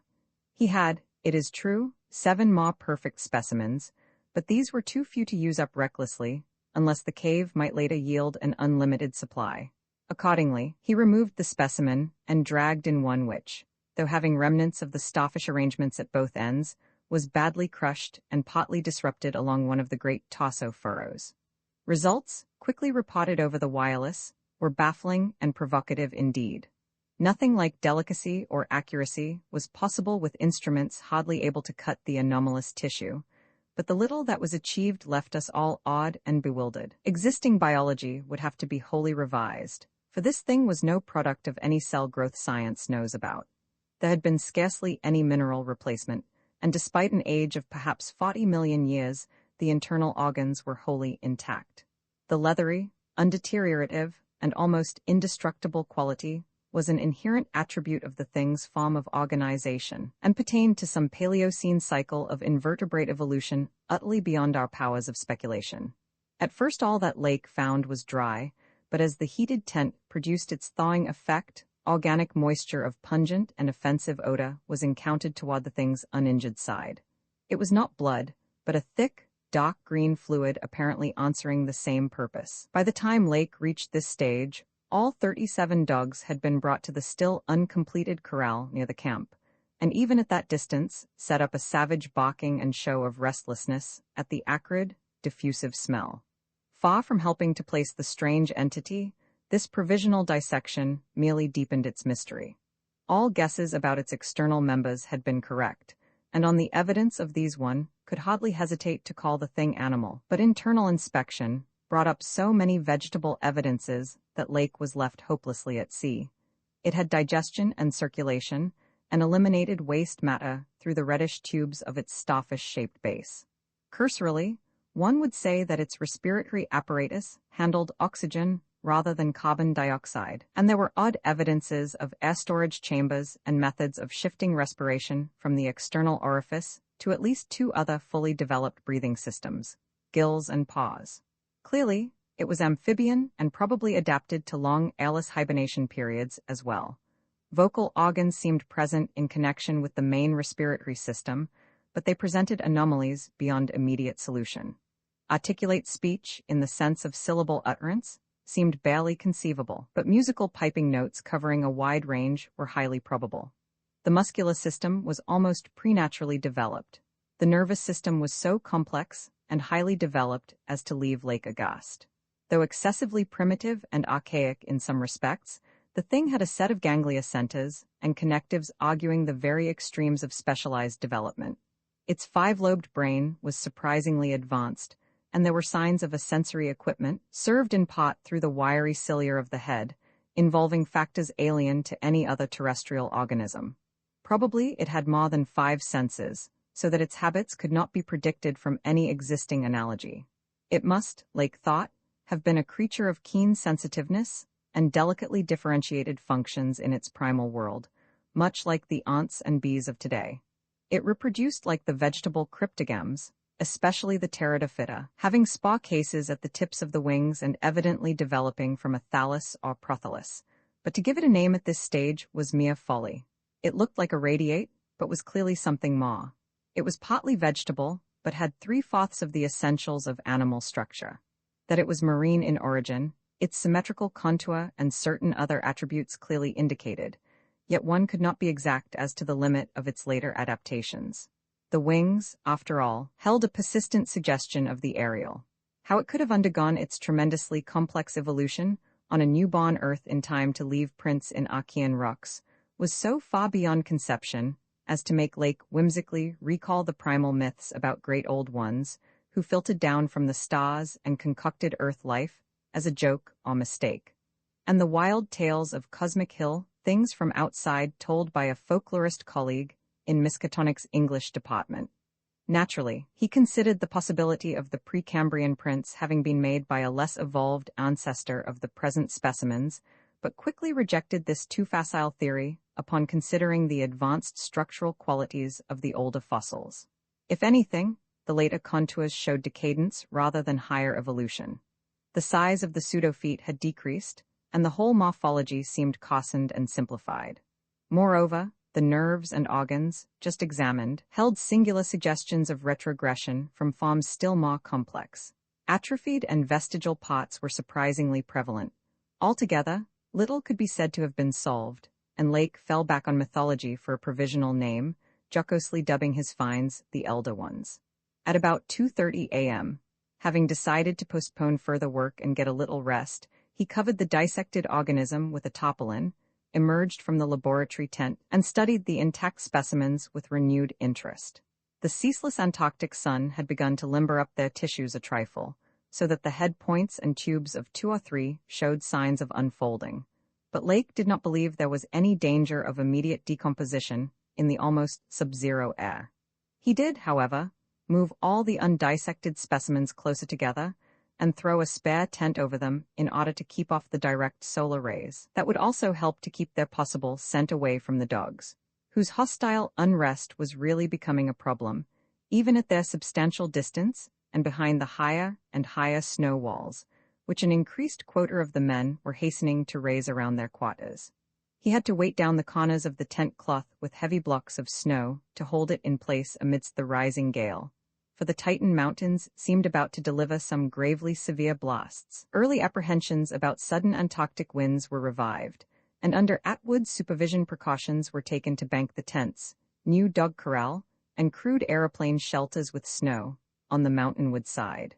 These latter shelters, begun with hard snow blocks during odd moments, were by no means as high as they should have been, and Lake finally detached all hands from other tasks to work on them. It was after 4 when Lake at last prepared to sign off and advised us all to share the rest period his outfit would take when the shelter walls were a little higher. He held some friendly chat with Pabodie over the ether and repeated his praise of the really marvelous drills that had helped him make his discovery. Atwood also sent greetings and praises. I gave Lake a warm word of congratulation, owning up that he was right about the Weston trip, and we all agreed to get in touch by wireless at 10 in the morning. If the gale was then over, Lake would send a plane for the party at my base. Just before retiring, I dispatched a final message to the Occam, with instructions about toning down the day's news for the outside world, since the full details seemed radical enough to rouse a wave of incredulity until further substantiated. Roman 3 none of us, I imagine, slept very heavily or continuously that morning. Both the excitement of Lake's discovery and the mounting fury of the wind were against such a thing. So savage was the blast even where we were, that we could not help wondering how much worse it was at Lake's camp, directly under the vast unknown peaks that bred and delivered it. McTigg was awake at 10 o'clock and tried to get Lake on the wireless, as agreed, but some electrical condition in the disturbed air to the westward seemed to prevent communication. We did, however, get the Occam, and Douglas told me that he had likewise been vainly trying to reach Lake.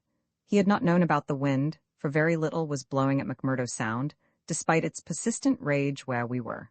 Throughout the day, we all listened anxiously and tried to get Lake at intervals, but invariably without results. About noon, a positive frenzy of wind stampeded out of the west, causing us to fear for the safety of our camp, but it eventually died down, with only a moderate relapse at 2 p.m.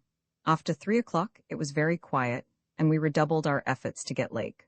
Reflecting that he had 4 planes, each provided with an excellent shortwave outfit, we could not imagine any ordinary accident capable of crippling all his wireless equipment at once. Nevertheless, the stony silence continued, and when we thought of the delirious force the wind must have had in his locality, we could not help making the most direful conjectures. By 6 o'clock, our fears had become intense and definite, and after a wireless consultation with Douglas and Thorfinson, I resolved to take steps toward investigation. The 5th aeroplane, which we had left at the McMurdo Sound Supply cache with Sherman and 2 sailors, was in good shape and ready for instant use, and it seemed that the very emergency for which it had been saved was now upon us. I got Sherman by wireless and ordered him to join me with the plane and the 2 sailors at the southern base as quickly as possible, the air conditions being apparently highly favorable. We then talked over the personnel of the coming investigation party and decided that we would include all hands, together with the sledge and dogs which I had kept with me. Even so great a load would not be too much for one of the huge planes built to our special orders for heavy machinery transportation. At intervals, I still tried to reach Lake with the wireless, but all to no purpose. Sherman, with the sailors Gunnarsson and Lawson, took off at 7:30 and reported a quiet flight from several points on the wing. They arrived at our base at midnight, and all hands at once discussed the next move. It was risky business sailing over the Antarctic in a single aeroplane without any line of bases, but no one drew back from what seemed like the plainest necessity. We turned in at 2 o'clock for a brief rest after some preliminary loading of the plane, but were up again in 4 hours to finish the loading and packing. At 7:15 a.m., January 25th, we started northwestward under McTig's pilotage with 10 men, 7 dogs, a sledge, a fuel and food supply, and other items including the plane's wireless outfit. The atmosphere was clear, fairly quiet, and relatively mild in temperature, and we anticipated very little trouble in reaching the latitude and longitude designated by Lake as the site of his camp. Our apprehensions were over what we might find, or fail to find at the end of our journey, for silence continued to answer all calls dispatched to the camp. Every incident of that 4.5-hour flight is burned into my recollection because of its crucial position in my life. It marked my loss, at the age of 54, of all that peace and balance which the normal mind possesses through its accustomed conception of external nature and nature's laws. Thenceforward the 10 of us, but the student Danforth and myself above all others, were to face a hideously amplified world of lurking horrors which nothing can erase from our emotions, and which we would refrain from sharing with mankind in general, if we could. The newspapers have printed the bulletins we sent from the moving plane, telling of our nonstop course, our 2 battles with treacherous upper-air gales, our glimpse of the broken surface where Lake had sunk his mid-journey shaft 3 days before, and our sight of a group of those strange fluffy snow cylinders noted by Amundsen and Bayard as rolling in the wind across the endless leagues of frozen plateau. There came a point, though, when our sensations could not be conveyed in any words the press would understand, and a later point when we had to adopt an actual rule of strict censorship. The sailor Lawson was first to spy the jagged line of witch-like cones and pinnacles ahead, and his shouts sent everyone to the windows of the great cabine plane. Despite our speed, they were very slow in gaining prominence. Hence we knew that they must be infinitely far off, and visible only because of their abnormal height. Little by little, however, they rose grimly into the western sky, allowing us to distinguish various bare, bleak, blackish summits, and to catch the curious sense of fantasy which they inspired as seen in the reddish Antarctic light against the provocative background of iridescent ice dust clouds. In the whole spectacle, there was a persistent, pervasive hint of stupendous secrecy and potential revelation. It was as if these stark, nightmare spires mocked the pylons of a frightful gateway into forbidden spheres of dream and complex gulfs of remote time, space, and ultradimensionality. I could not help feeling that they were evil things, mountains of madness whose farther slopes looked out over some accursed ultimate abyss. That seething, half-luminous cloud background held ineffable suggestions of a vague, ethereal beyondness far more than terrestrially spatial, and gave appalling reminders of the utter remoteness, separateness, desolation, and eon-long death of this untrodden and unfathomed austral world. It was young Danforth who drew our notice to the curious regularities of the higher mountain skyline, regularities like clinging fragments of perfect cubes, which Lake had mentioned in his messages, and which indeed justified his comparison with the dreamlike suggestions of primordial temple ruins, on cloudy Asian mountaintops so subtly and strangely painted by Roerich. There was indeed something hauntingly Roerich-like about this whole unearthly continent of mountainous mystery. I had felt it in October when we first caught sight of Victoria Land, and I felt it afresh now. I felt, too, another wave of uneasy consciousness of Achaean mythical resemblances, of how disturbingly this lethal realm corresponded to the evilly famed plateau of Leng in the primal writings. Mythologists have placed Leng in Central Asia, but the racial memory of man, or of his predecessors, is long, and it may well be that certain tales have come down from lands and mountains and temples of horror, earlier than Asia and earlier than any human world we know. A few daring mystics have hinted at a pre-Pleistocene origin for the fragmentary Pinakotic manuscripts, and have suggested that the devotees of Tsathoggua were as alien to mankind as Tsathoggua itself. Leng, wherever in space or time it might brood, was not a region I would care to be in or near, nor did I relish the proximity of a world that had ever bred such ambiguous and Achaean monstrosities as those Lake had just mentioned. At the moment, I felt sorry that I had ever read the abhorred Necronomicon, or talked so much with that unpleasantly erudite folklorist Wilmoth at the university. This mood undoubtedly served to aggravate my reaction to the bizarre mirage, which burst upon us from the increasingly opalescent zenith as we drew near the mountains and began to make out the cumulative undulations of the foothills. I had seen dozens of polar mirages during the preceding weeks, some of them quite as uncanny and fantastically vivid as the present sample. But this one had a wholly novel and obscure quality of menacing symbolism, and I shuddered as the seething labyrinth of fabulous walls and towers and minarets loomed out of the troubled ice vapors above our heads. The effect was that of a cyclopean city of no architecture known to man or to human imagination, with vast aggregations of night-black masonry embodying monstrous perversions of geometrical laws.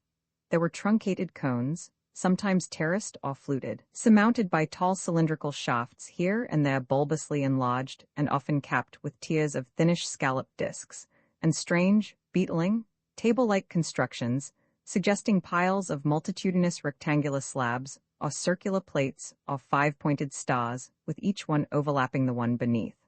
There were composite cones and pyramids, either alone, or surmounting cylinders or cubes or flatter truncated cones and pyramids, and occasional needle-like spires in curious clusters of 5. All of these febrile structures seemed knit together by tubular bridges crossing from one to the other at various dizzy heights, and the implied scale of the whole was terrifying and oppressive in its sheer giganticism.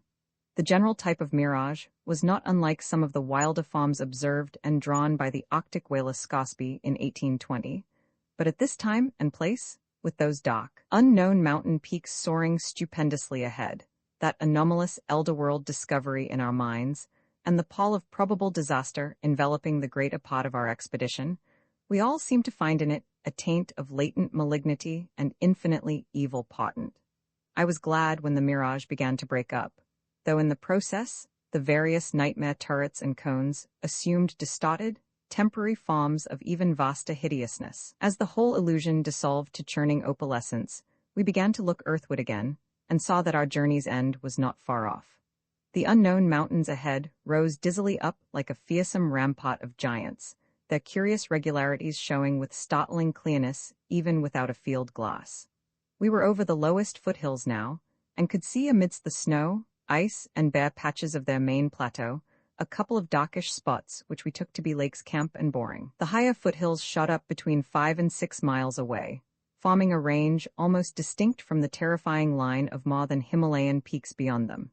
At length ropes, the student who had relieved McTigg at the controls began to head downward toward the left-hand dark spot whose size marked it as the camp. As he did so, McTigg sent out the last uncensored wireless message the world was to receive from our expedition. Everyone, of course, has read the brief and unsatisfying bulletins of the rest of our Antarctic sojourn.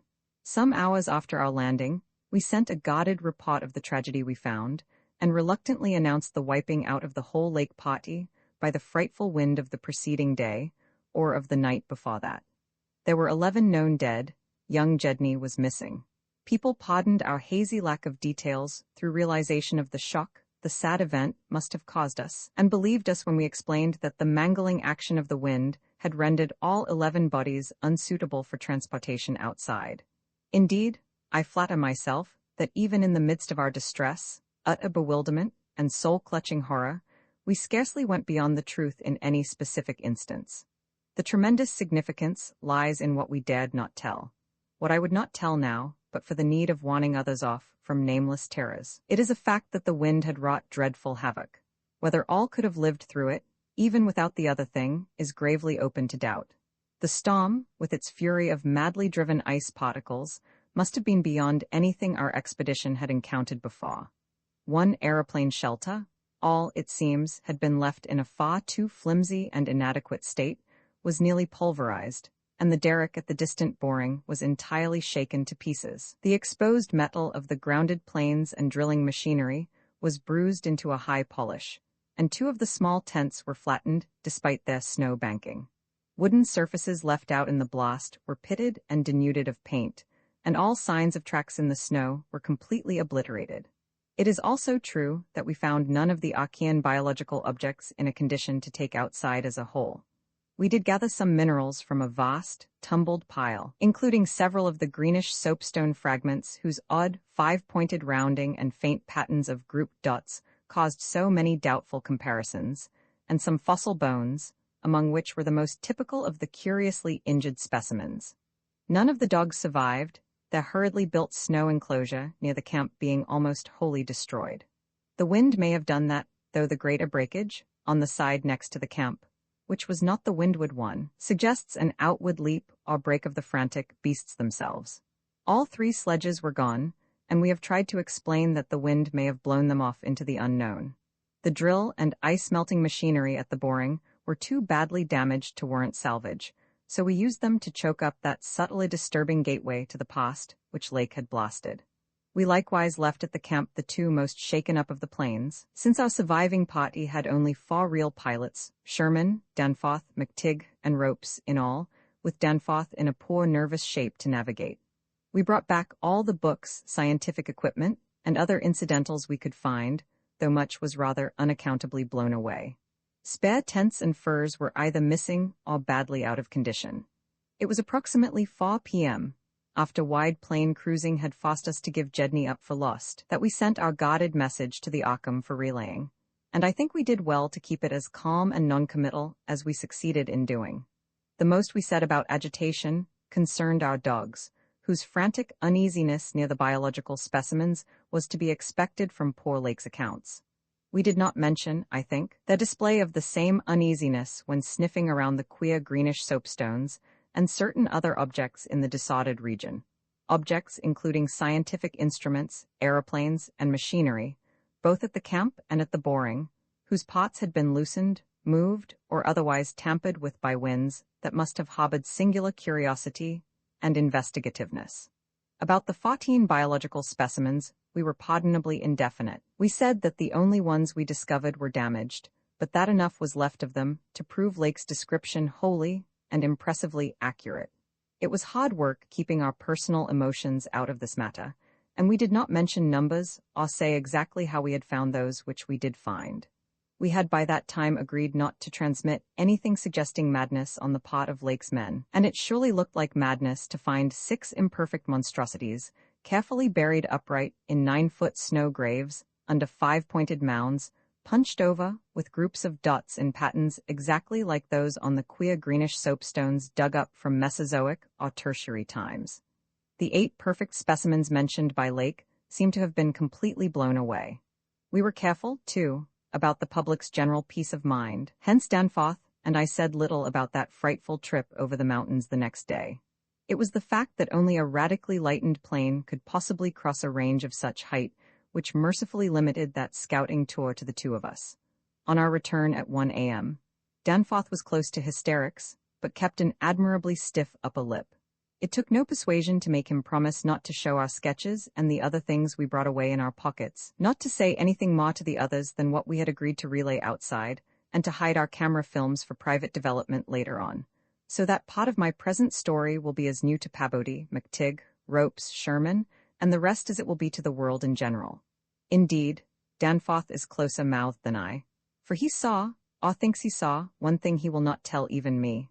As all know, our report included a tale of a hard ascent, a confirmation of Lake's opinion that the great peaks are of Archean slate and other very primal crumpled strata, unchanged since at least Middle Comanchean time, a conventional comment on the regularity of the clinging cube and rampart formations, a decision that the cave mouths indicate dissolved calcareous veins, a conjecture that certain slopes and passes would permit of the scaling and crossing of the entire range by seasoned mountaineers, and a remark that the mysterious other side holds a lofty and immense superplateau, as ancient and unchanging as the mountains themselves, 20,000 feet in elevation, with grotesque rock formations protruding through a thin glacial layer, and with low gradual foothills between the general plateau surface and the sheer precipices of the highest peaks. This body of data is in every respect true so far as it goes, and it completely satisfied the men at the camp. We laid our absence of 16 hours, a longer time than our announced flying, landing, reconnoitering, and rock-collecting program called for, to a long mythical spell of adverse wind conditions, and told truly of our landing on the farther foothills. Fortunately, our tales sounded realistic and prosaic enough not to tempt any of the others into emulating our flight. Had any tried to do that, I would have used every ounce of my persuasion to stop them, and I do not know what Danforth would have done. While we were gone, Pabodie, Sherman, Ropes, McTigg, and Williamson had worked like beavers over Lake's two best planes, fitting them again for use, despite the altogether unaccountable juggling of their operative mechanism. We decided to load all the planes the next morning and start back for our old base as soon as possible. Even though indirect, that was the safest way to work toward McMurdo Sound, for a straight-line flight across the most utterly unknown stretches of the eon-dead continent would involve many additional hazards. Further exploration was hardly feasible in view of our tragic decimation and the ruin of our drilling machinery. The doubts and horrors around us, which we did not reveal, made us wish only to escape from this austral world of desolation and brooding madness as swiftly as we could. As the public knows, our return to the world was accomplished without further disasters. All planes reached the old base on the evening of the next day, January 27th, after a swift non-stop flight, and on the 28th we made McMurdo Sound in 2 laps, the one pause being very brief and occasioned by a faulty rudder in the furious wind over the ice shelf after we had cleared the Great Plateau. In 5 days more, the Arkham and Miskatonic, with all hands and equipment on board, were shaking clear of the thickening field ice and working up Ross Sea, with the mocking mountains of Victoria Land looming westward against a troubled Antarctic sky, and twisting the wind's wails into a wide-ranged musical piping, which chilled my soul to the quick. Less than a fortnight later, we left the lost hint of polar land behind us, and thanked heaven that we were clear of a haunted, accursed realm where life and death, space and time, have made black and blasphemous alliances in the unknown epochs since matter first writhed and swam on the planet's scarce-cooled crust. Since our return, we have all constantly worked to discourage Antarctic exploration, and have kept certain doubts and guesses to ourselves with splendid unity and faithfulness. Even young Danforth, with his nervous breakdown, has not flinched or babbled to his doctors. Indeed, as I have said, there is one thing he thinks he alone saw which he will not tell even me, though I think it would help his psychological state if he would consent to do so. It might explain and relieve much, though perhaps the thing was no more than the delusive aftermath of an earlier shock. That is the impression I gather after those rare, irresponsible moments when he whispers disjointed things to me, things which he repudiates vehemently as soon as he gets a grip on himself again. It will be hard work deterring others from the Great White South, and some of our efforts may directly harm our cause by drawing inquiring notice. We might have known from the first that human curiosity is undying, and that the results we announced would be enough to spur others ahead on the same age-long pursuit of the unknown. Lake's reports of those biological monstrosities had aroused naturalists and paleontologists to the highest pitch, though we were sensible enough not to show the detached parts we had taken from the actual buried specimens, or our photographs of those specimens as they were found. We also refrained from showing the more puzzling of the scarred bones and greenish soapstones. While Danforth and I have closely guarded the pictures we took or drew on the superplateau across the range, and the crumpled things we smoothed, studied in terror, and brought away in our pockets. But now that Starkweather Moor party is organizing, and with a thoroughness far beyond anything our outfit attempted, if not dissuaded, they will get to the innermost nucleus of the Antarctic and melt and bar till they bring up that which we know may end the world. So I must break through all reticences at last, even about that ultimate, nameless thing beyond the mountains of madness. Roman 4, it is only with vast hesitancy and repugnance that I let my mind go back to Lake's camp and what we really found there, and to that other thing beyond the awful mountain wall. I have told of the wind-ravaged terrain, the damaged shelters, the disarranged machinery, the varied uneasiness of our dogs, the missing sledges and other items, the deaths of men and dogs, the absence of Jedney, and the 6 insanely buried biological specimens, strangely sound in texture for all their structural injuries, from a world 40 million years dead. I do not recall whether I mentioned that upon checking up the canine bodies, we found 1 dog missing. We did not think much about that till later. Indeed, only Danforth and I have thought of it at all. The principal things I have been keeping back relate to the bodies, and to certain subtle points which may or may not lend a hideous and incredible kind of rationale to the apparent chaos. At the time, I tried to keep the men's minds off those points, for it was so much simpler, so much more normal, to lay everything to an outbreak of madness on the part of some of Lake's party. From the look of things, that demon mountain wind must have been enough to drive any man mad in the midst of this center of all earthly mystery and desolation. The crowning abnormality, of course, was the condition of the bodies, men and dogs alike. They had all been in some terrible kind of conflict, and were torn and mangled in fiendish and altogether inexplicable ways. Death, so far as we could judge, had in each case come from strangulation or laceration. The dogs had evidently started the trouble, for the state of their ill-built corral bore witness to its forcible breakage from within. It had been set some distance from the camp, because of the hatred of the animals for those hellish archaean organisms, but the precaution seemed to have been taken in vain. When left alone in that monstrous wind, behind flimsy walls of insufficient height, they must have stampeded, whether from the wind itself, or from some subtle, increasing odor emitted by the nightmare specimens, one could not say. But whatever had happened, it was hideous and revolting enough. Perhaps I had better put squeamishness aside and tell the worst at last, though with a categorical statement of opinion, based on the first-hand observations and most rigid deductions of both Danforth and myself, that the then missing Jedney was in no way responsible for the loathsome horrors we found. I have said that the bodies were frightfully mangled.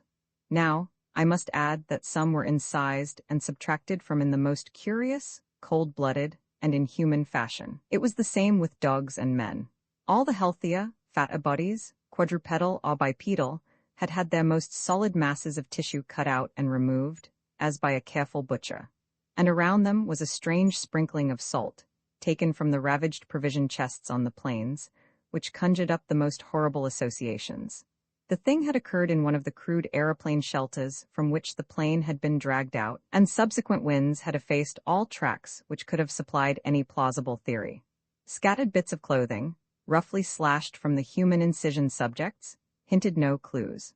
It is useless to bring up the half impression of certain faint snow prints in one shielded corner of the ruined enclosure, because that impression did not concern human prints at all, but was clearly mixed up with all the talk of fossil prints which poor Lake had been giving throughout the preceding weeks. One had to be careful of one's imagination in the lee of those overshadowing mountains of madness. As I have indicated, Jedney and 1 dog turned out to be missing in the end. When we came on that terrible shelter, we had missed 2 dogs and 2 men, but the fairly unharmed dissecting tent, which we entered after investigating the monstrous graves, had something to reveal. It was not as Lake had left it, for the covered parts of the primal monstrosity had been removed from the improvised table. Indeed, We had already realized that one of the 6 imperfect and insanely buried things we had found, the one with the trace of a peculiarly hateful odor, must represent the collected sections of the entity which Lake had tried to analyze. On and around that laboratory table were strewn other things, and it did not take long for us to guess that those things were the carefully, though oddly and inexpertly dissected parts of one man and one dog. I shall spare the feelings of survivors by omitting mention of the man's identity. Lake's anatomical instruments were missing, but there were evidences of their careful cleansing. The gasoline stove was also gone, though around it, we found a curious litter of matches. We buried the human pots beside the other 10 men, and the canine pots with the other 35 dogs. Concerning the bizarre smudges on the laboratory table, and on the jumble of roughly handled illustrated books scattered near it, we were much too bewildered to speculate. This formed the worst of the camp horror, but other things were equally perplexing. The disappearance of Jedney, the 1 dog, the 8 uninjured biological specimens, the 3 sledges, and certain instruments, illustrated technical and scientific books, writing materials, electric torches and batteries, food and fuel, heating apparatus, spare tents, fur suits, and the like, was utterly beyond sane conjecture, as were likewise the spatter-fringed ink blots on certain pieces of paper, and the evidences of curious alien fumbling and experimentation around the planes and all other mechanical devices, both at the camp and at the boring. The dogs seemed to abhor this oddly disordered machinery. Then, too, there was the upsetting of the larder, the disappearance of certain staples, and the jarringly comical heap of tin cans pried open in the most unlikely ways and at the most unlikely places. The profusion of scattered matches, intact, broken, or spent, formed another minor enigma, as did the 2 or 3 tent cloths and fur suits which we found lying about with peculiar and unorthodox slashings, conceivably due to clumsy efforts at unimaginable adaptations. The maltreatment of the human and canine bodies, and the crazy burial of the damaged Archean specimens, were all of a piece with this apparent disintegrative madness.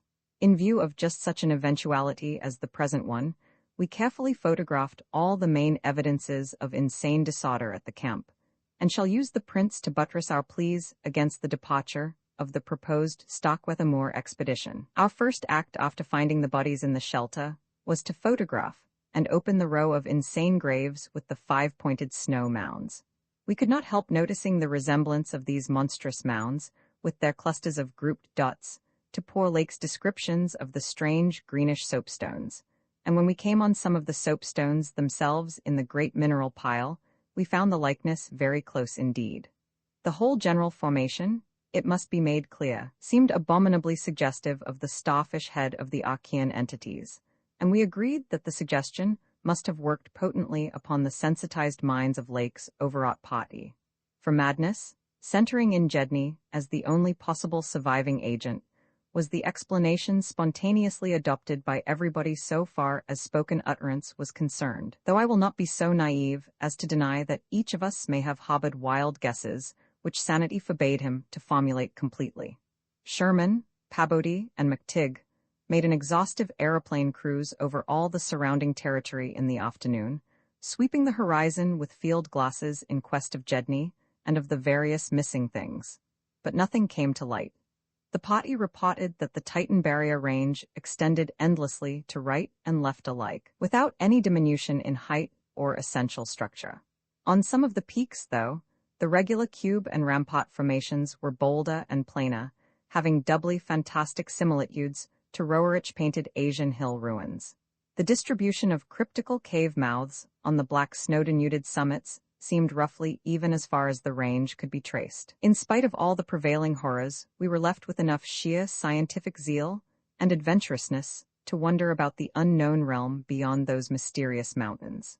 As our guarded messages stated, we rested at midnight after our day of terror and bafflement, but not without a tentative plan for one or more range-crossing altitude flights in a lightened plane with aerial camera and geologist's outfit, beginning the following morning. It was decided that Danforth and I try it first, and we awaked at 7 a.m. intending an early trip, though heavy winds, mentioned in our brief bulletin to the outside world, delayed our start till nearly 9 o'clock. I have already repeated the non-committal story we told the men at camp and relayed outside, after our return 16 hours later. It is now my terrible duty to amplify this account by filling in the merciful blanks with hints of what we really saw in that hidden transmontane world. Hints of the revelations which have finally driven Danforth to a nervous collapse.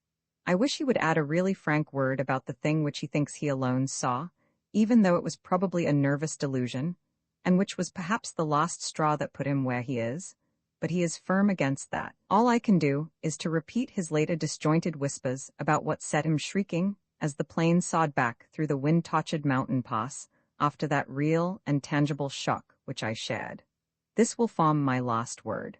If the plain signs of surviving elder horrors in what I disclose be not enough to keep others from meddling with the inner Antarctic, or at least from prying too deeply beneath the surface of that ultimate waste of forbidden secrets and unhuman, eon-cursed desolation, the responsibility for unnameable and perhaps immeasurable evils will not be mine. Danforth and I, studying the notes made by Pabodie in his afternoon flight and checking up with a sextant, had calculated that the lowest available pass in the range lay somewhat to the right of us, within sight of camp, and about 23,000 or 24,000 feet above sea level. For this point, then, we first headed in the lightened plain as we embarked on our flight of discovery. The camp itself, on foothills which sprang from a high continental plateau, was some 12,000 feet in altitude. Hence the actual height increase necessary was not so vast as it might seem. Nevertheless, we were acutely conscious of the rarefied air and intense cold as we rose, for, on account of visibility conditions, we had to leave the cabin windows open. We were dressed, of course, in our heaviest furs. As we drew near the forbidding peaks, dark and sinister above the line of crevasse-riven snow and interstitial glaciers, we noticed more and more the curiously regular formations clinging to the slopes, and thought again of the strange Asian paintings of Nicholas Roerich. The ancient and wind-weathered rock strata fully verified all of Lake's bulletins, and proved that these pinnacles had been towering up in exactly the same way since a surprisingly early time in Earth's history, perhaps over 50 million years. How much higher they had once been, it was futile to guess, but everything about this strange region pointed to obscure atmospheric influences unfavorable to change, and calculated to retard the usual climatic processes of rock disintegration. But it was the mountainside tangle of regular cubes, ramparts, and cave mouths which fascinated and disturbed us most. I studied them with a field glass and took aerial photographs while Danforth drove, and at times I relieved him at the controls, though my aviation knowledge was purely an amateur's, in order to let him use the binoculars. We could easily see that much of the material of the things was a lightish Archean quartzite, unlike any formation visible over broad areas of the general surface, and that their regularity was extreme and uncanny to an extent which poor Lake had scarcely hinted. As he had said, their edges were crumbled and rounded from untold eons of savage weathering, but their preternatural solidity and tough material had saved them from obliteration. Many parts, especially those closest to the slopes, seemed identical in substance with the surrounding rock surface.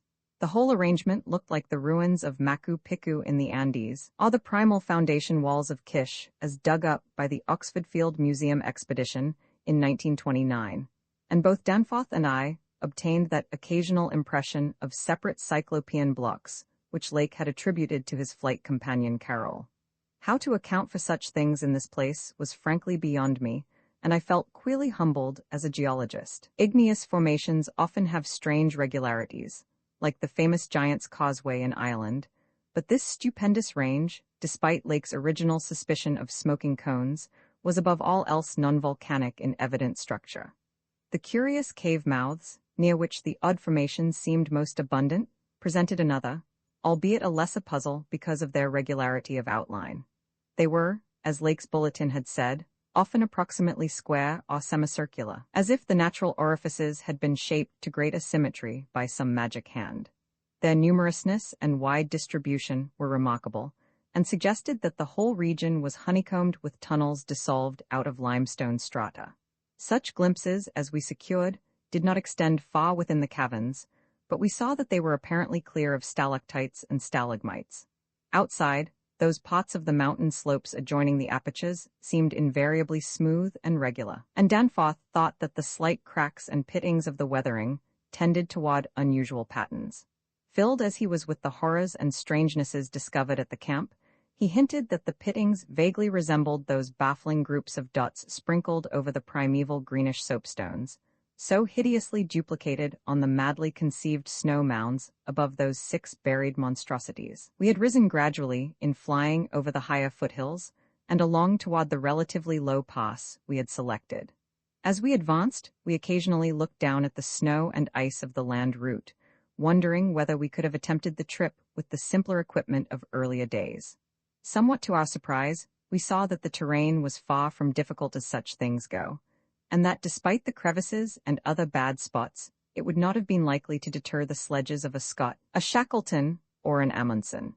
Some of the glaciers appeared to lead up to wind-bared passes with unusual continuity, and upon reaching our chosen pass, we found that its case formed no exception. Our sensations of tense expectancy as we prepared to round the crest and peer out over an untrodden world can hardly be described on paper. Even though we had no cause to think the regions beyond the range essentially different from those already seen and traversed, the touch of evil mystery in these barrier mountains, and in the beckoning sea of opalescent sky glimpsed betwixt their summits, was a highly subtle and attenuated matter, not to be explained in literal words. Rather was it an affair of vague psychological symbolism and aesthetic association, a thing mixed up with exotic poetry and paintings, and with archaic myths lurking in shunned and forbidden volumes. Even the wind's burden held a peculiar strain of conscious malignity, and for a second, it seemed that the composite sound included a bizarre musical whistling, or piping over a wide range as the blast swept in and out of the omnipresent and resonant cave mouths. There was a cloudy note of reminiscent repulsion in this sound, as complex and unplaceable as any of the other dark impressions. We were now, after a slow ascent, at a height of 23,570 feet according to the aneroid, and had left the region of clinging snow definitely below us. Up here were only dark, bare rock slopes and the start of rough-ribbed glaciers, but with those provocative cubes, ramparts, and echoing cave mouths to add a portent of the unnatural, the fantastic, and the dreamlike. Looking along the line of high peaks, I thought I could see the one mentioned by Poor Lake, with a rampart exactly on top. It seemed to be half lost in a queer Antarctic haze, such a haze, perhaps, as had been responsible for Lake's early notion of volcanism. The pass loomed directly before us, smooth and windswept between its jagged and malignly frowning pylons. Beyond it was a sky fretted with swirling vapors and lighted by the low polar sun, the sky of that mysterious farther realm upon which we felt no human eye had ever gazed. A few more feet of altitude, and we would behold that realm. Danforth and I, unable to speak except in shouts amidst the howling, piping wind that raced through the pass and added to the noise of the unmuffled engines, exchanged eloquent glances. And then, having gained those last few feet, we did indeed stare across the momentous divide and over the unsampled secrets of an elder and utterly alien earth. I think that both of us simultaneously cried out in mixed awe, wonder, terror, and disbelief in our own senses, as we finally cleared the pass and saw what lay beyond. Of course, we must have had some natural theory in the back of our heads to steady our faculties for the moment. Probably we thought of such things as the grotesquely weathered stones of the Garden of the Gods in Colorado, or the fantastically symmetrical wind-carved rocks of the Arizona desert. Perhaps we even half thought the sight a mirage like that we had seen the morning before on first approaching those mountains of madness. We must have had some such nominal notions to fall back upon, as our eyes swept that limitless, tempest-scarred plateau, and grasped the almost endless labyrinth of colossal, regular, and geometrically eurythmic stone masses, which reared their crumbled and pitted crests above a glacial sheet, not more than 40 or 50 feet deep at its thickest, and in places obviously thinner. The effect of the monstrous sight was indescribable, for some fiendish violation of known natural law seemed certain at the outset. Here, on a hellishly ancient tableland fully 20,000 feet high, and in a climate deadly to habitation since a prehuman age not less than 500,000 years ago, there stretched nearly to the vision's limit a tangle of orderly stone, which only the desperation of mental self-defense could possibly attribute to any but a conscious and artificial cause. We had previously dismissed, so far as serious thought was concerned, Any theory that the cubes and ramparts of the mountainsides were other than natural in origin. How could they be otherwise, when man himself could scarcely have been differentiated from the great apes at the time when this region succumbed to the present unbroken reign of glacial death? Yet now the sway of reason seemed irrefutably shaken, for this cyclopean maze of squared, curved, and angled blocks had features which cut off all comfortable refuge.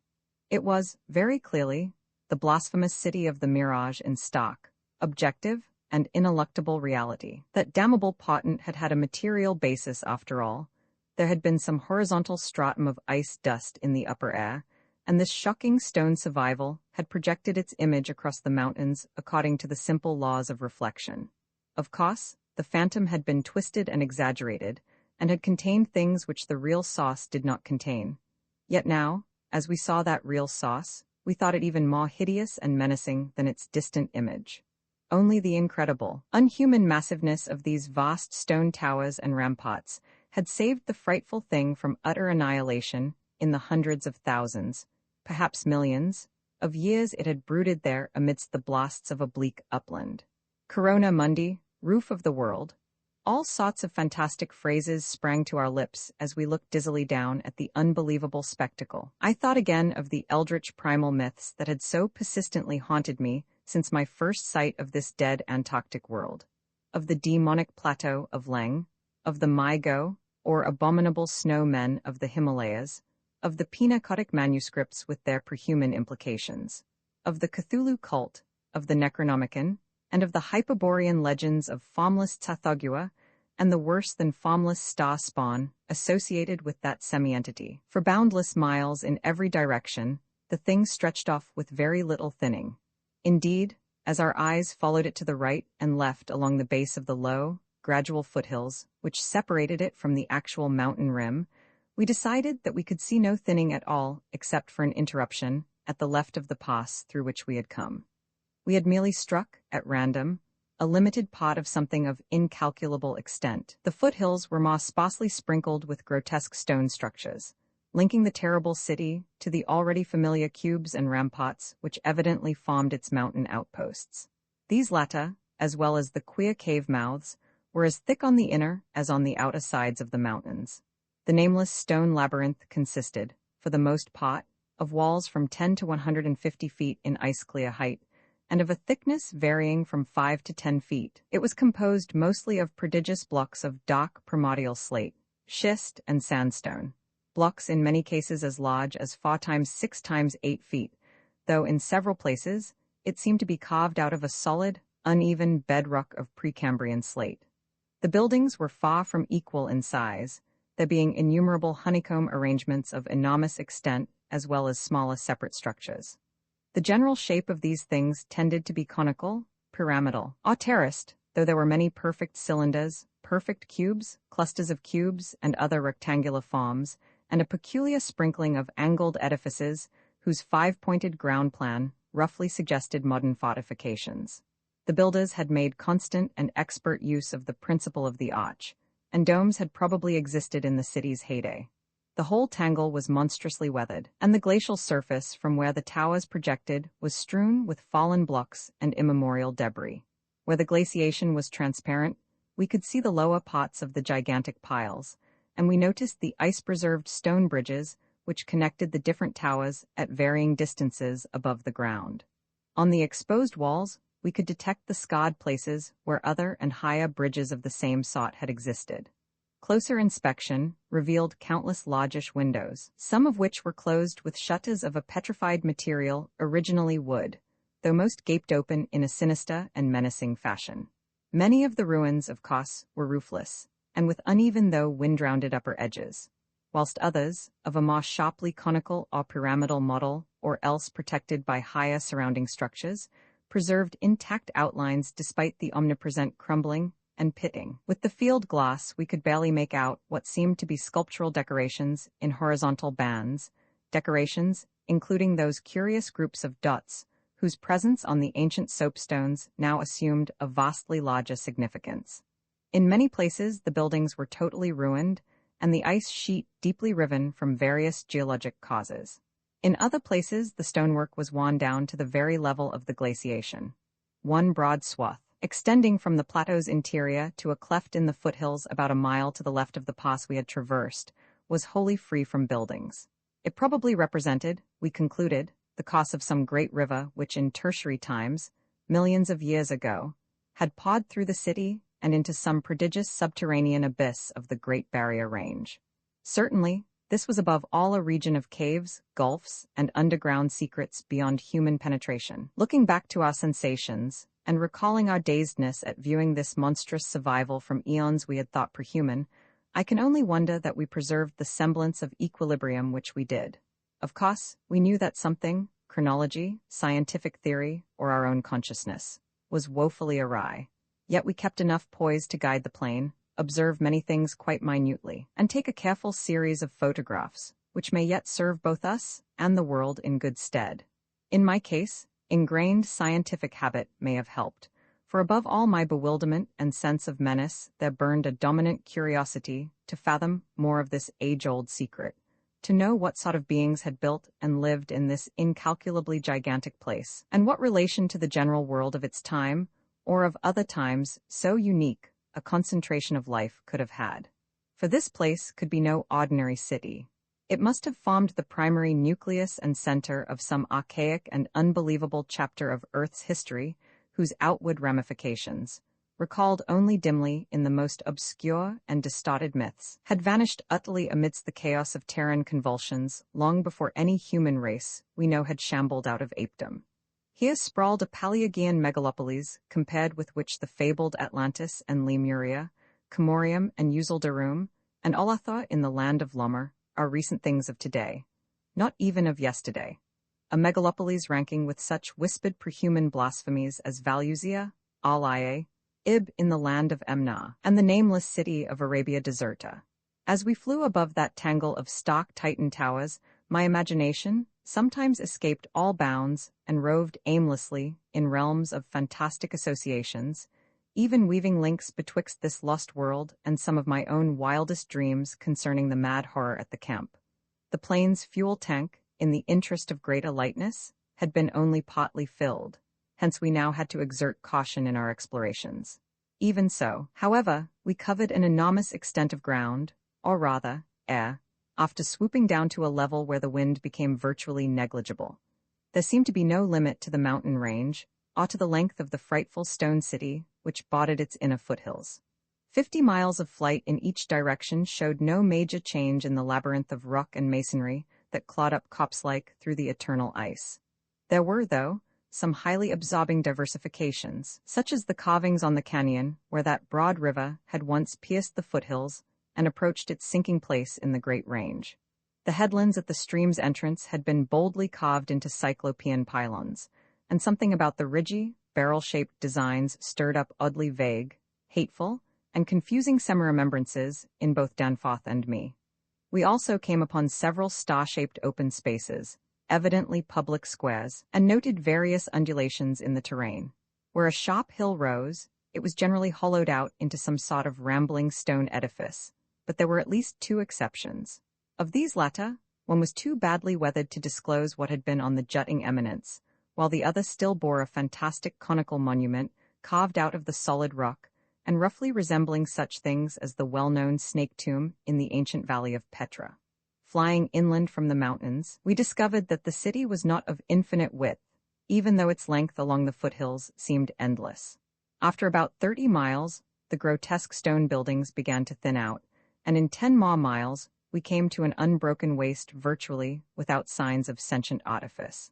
The course of the river beyond the city seemed marked by a broad, depressed line, while the land assumed a somewhat greater ruggedness, seeming to slope slightly upward as it receded in the mist-hazed west. So far we had made no landing, yet to leave the plateau without an attempt at entering some of the monstrous structures would have been inconceivable. Accordingly, we decided to find a smooth place on the foothills near our navigable pass, then grounding the plane and preparing to do some exploration on foot. Though these gradual slopes were partly covered with a scattering of ruins, low flying soon disclosed an ample number of possible landing places. Selecting that nearest to the pass, since our next flight would be across the Great Range and back to camp, we succeeded about 12:30 p.m. in coming down on a smooth, hard snowfield wholly devoid of obstacles, and well adapted to a swift and favorable takeoff later on. It did not seem necessary to protect the plane with a snow banking for so brief a time, and in so comfortable an absence of high winds at this level. Hence we merely saw that the landing skis were safely lodged, and that the vital parts of the mechanism were guarded against the cold. For our foot journey, we discarded the heaviest of our flying furs, and took with us a small outfit consisting of pocket compass, hand camera, light provisions, voluminous notebooks and paper, geologist's hammer and chisel, specimen bags, coil of climbing rope, and powerful electric torches with extra batteries. This equipment having been carried in the plane on the chance that we might be able to effect a landing, take ground pictures, make drawings and topographical sketches, and obtain rock specimens from some bare slope, outcropping, or mountain cave. Fortunately, we had a supply of extra paper to tear up, place in a spare specimen bag, and use on the ancient principle of hare and hounds for marking our course in any interior mazes we might be able to penetrate. This had been brought in case we found some cave system with air quiet enough to allow such a rapid and easy method in place of the usual rock-chipping method of trail blazing. Walking cautiously downhill over the crusted snow, toward the stupendous stone labyrinth that loomed against the opalescent west, we felt almost as keen a sense of imminent marvels as we had felt on approaching the unfathomed mountain pass 4 hours previously.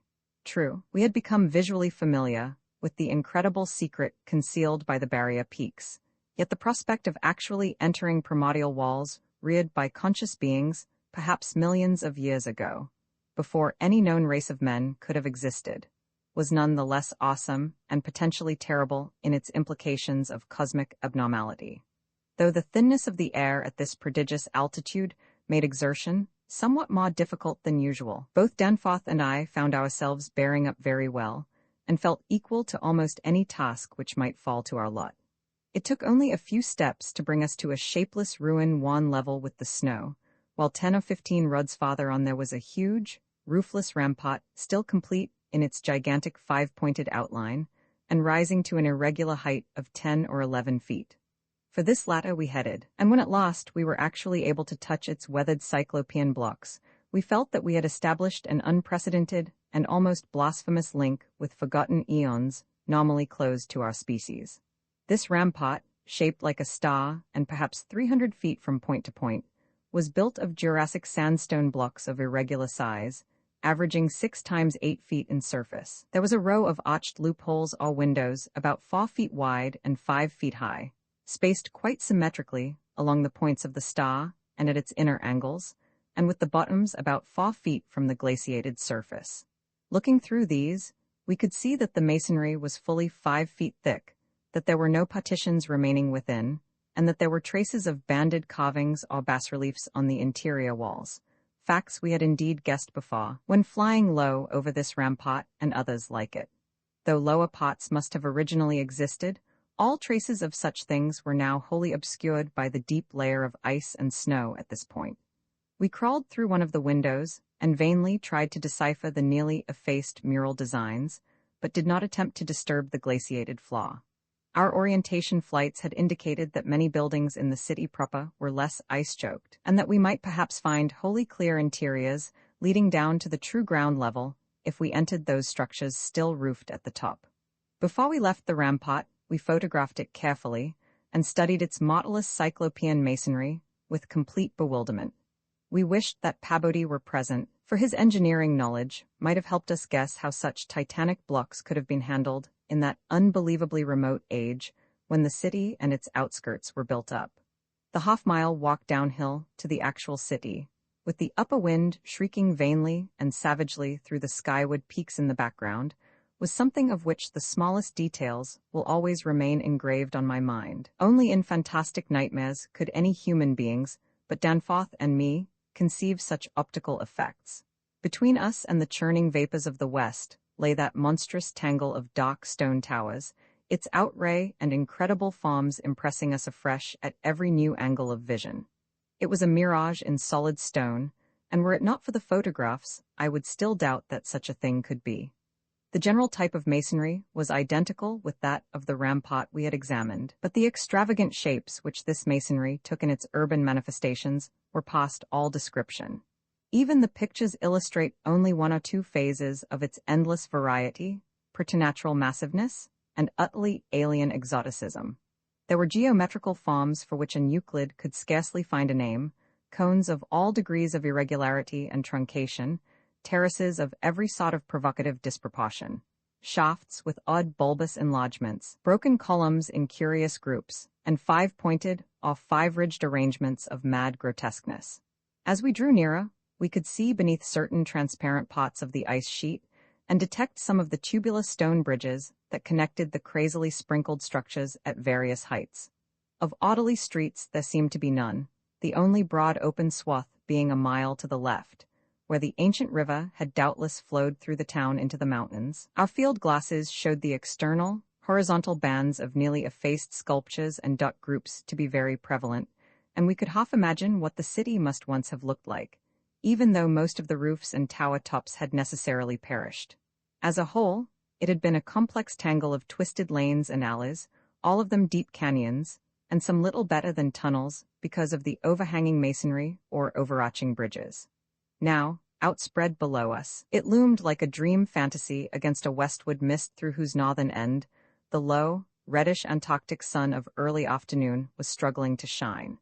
And when, for a moment, that sun encountered a denser obstruction and plunged the scene into temporary shadow, the effect was subtly menacing in a way I can never hope to depict. Even the faint howling and piping of the unfelt wind in the great mountain passes behind us took on a wilder note of purposeful malignity. The last stage of our descent to the town was unusually steep and abrupt, and a rock outcropping at the edge where the grade changed led us to think that an artificial terrace had once existed there. Under the glaciation, we believed, there must be a flight of steps or its equivalent. When at last we plunged into the town itself, clambering over fallen masonry and shrinking from the oppressive nearness and dwarfing height of omnipresent crumbling and pitted walls, our sensations again became such that I marvel at the amount of self-control we retained. Danforth was frankly jumpy and began making some offensively irrelevant speculations about the horror at the camp, which I resented all the more because I could not help sharing certain conclusions forced upon us by many features of this morbid survival from nightmare antiquity. The speculations worked on his imagination, too, for in one place, where a debris-littered alley turned a sharp corner, he insisted that he saw faint traces of ground markings which he did not like, whilst elsewhere he stopped to listen to a subtle, imaginary sound from some undefined point, a muffled musical piping, he said, not unlike that of the wind in the mountain caves, yet somehow disturbingly different. The ceaseless five-pointedness of the surrounding architecture and of the few distinguishable mural arabesques had a dimly sinister suggestiveness we could not escape, and gave us a touch of terrible subconscious certainty concerning the primal entities which had reared and dwelt in this unhallowed place. Nevertheless, our scientific and adventurous souls were not wholly dead, and we mechanically carried out our program of chipping specimens from all the different rock types represented in the masonry. We wished a rather full set in order to draw better conclusions regarding the age of the place. Nothing in the great outer walls seemed to date from later than the Jurassic and Comanchian periods, nor was any piece of stone in the entire place of a greater recency than the Pliocene age. In stock certainty, we were wondering amidst a death which had reigned at least 500,000 years, and in all probability even longer. As we proceeded through this maze of stone-shadowed twilight, we stopped at all available apertures to study interiors and investigate entrance possibilities. Some were above our reach, whilst others led only into ice-choked ruins as unroofed and barren as the rampart on the hill. One, though spacious and inviting, opened on a seemingly bottomless abyss without visible means of descent. Now and then, we had a chance to study the petrified wood of a surviving shutter, and were impressed by the fabulous antiquity implied in the still discernible grain. These things had come from Mesozoic gymnosperms and conifers, especially Cretaceous cycads, and from fan palms and early angiosperms of plainly tertiary date. Nothing definitely later than the Pliocene could be discovered. In the placing of these shutters, whose edges showed the former presence of queer and long-vanished hinges, usage seemed to be varied, some being on the outer and some on the inner side of the deep embrasures. They seemed to have become wedged in place, thus surviving the rusting of their fauna and probably metallic fixtures and fastenings.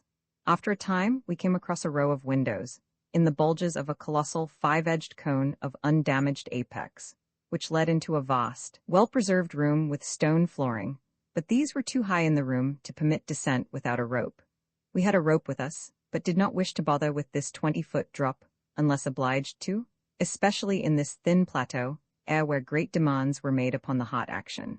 This enormous room was probably a hall or concourse of some sort, and our electric torches showed bold, distinct, and potentially startling sculptures arranged round the walls in broad, horizontal bands separated by equally broad strips of conventional arabesques.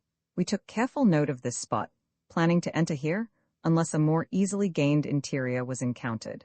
Finally, though, we did encounter exactly the opening we wished, an archway about 6 feet wide and 10 feet high, marking the former end of an aerial bridge which had spanned an alley about 5 feet above the present level of glaciation. These archways, of course, were flush with upper-story floors, and in this case one of the floors still existed. The building thus accessible was a series of rectangular terraces on our left facing westward. That across the alley, where the other archway yawned, was a decrepit cylinder with no windows and with a curious bulge about 10 feet above the aperture. It was totally dark inside, and the archway seemed to open on a well of illimitable emptiness. Heaped debris made the entrance to the vast left-hand building doubly easy, yet for a moment we hesitated before taking advantage of the long-wished chance. For though we had penetrated into this tangle of archaic mystery, it required fresh resolution to carry us actually inside a complete and surviving building of a fabulous elder world, whose nature was becoming more and more hideously plain to us. In the end, however, we made the plunge and scrambled up over the rubble into the gaping embrasure. The floor beyond was of great slate slabs, and seemed to form the outlet of a long, high corridor with sculptured walls. Observing the many inner archways which led off from it, and realizing the probable complexity of the nest of apartments within, we decided that we must begin our system of hare-and-hound trail blazing. Hitherto our compasses, together with frequent glimpses of the vast mountain range between the towers in our rear, had been enough to prevent our losing our way. But from now on, the artificial substitute would be necessary. Accordingly, we reduced our extra paper to shreds of suitable size, placed these in a bag to be carried by Danforth, and prepared to use them as economically as safety would allow. This method would probably gain us immunity from straying, since there did not appear to be any strong air currents inside the primordial masonry. If such should develop, or if our paper supply should give out, we could of course fall back on the more secure though more tedious and retarding method of rock chipping. Just how extensive a territory we had opened up, it was impossible to guess without a trial. The close and frequent connection of the different buildings made it likely that we might cross from one to another on bridges underneath the ice, except where impeded by local collapses and geologic rifts, for very little glaciation seemed to have entered the massive constructions. Almost all the areas of transparent ice had revealed the submerged windows as tightly shuttered, as if the town had been left in that uniform state until the glacial sheet came to crystallize the lower part for all succeeding time. Indeed, one gained a curious impression that this place had been deliberately closed and deserted in some dim, bygone eon, rather than overwhelmed by any sudden calamity or even gradual decay. Had the coming of the ice been foreseen, and had a nameless population left en masse to seek a less doomed abode, the precise physiographic conditions attending the formation of the ice sheet at this point would have to wait for later solution. It had not, very plainly, been a grinding drive. Perhaps the pressure of accumulated snows had been responsible, and perhaps some flood from the river, or from the bursting of some ancient glacial dam in the Great Range, had helped to create the special state now observable.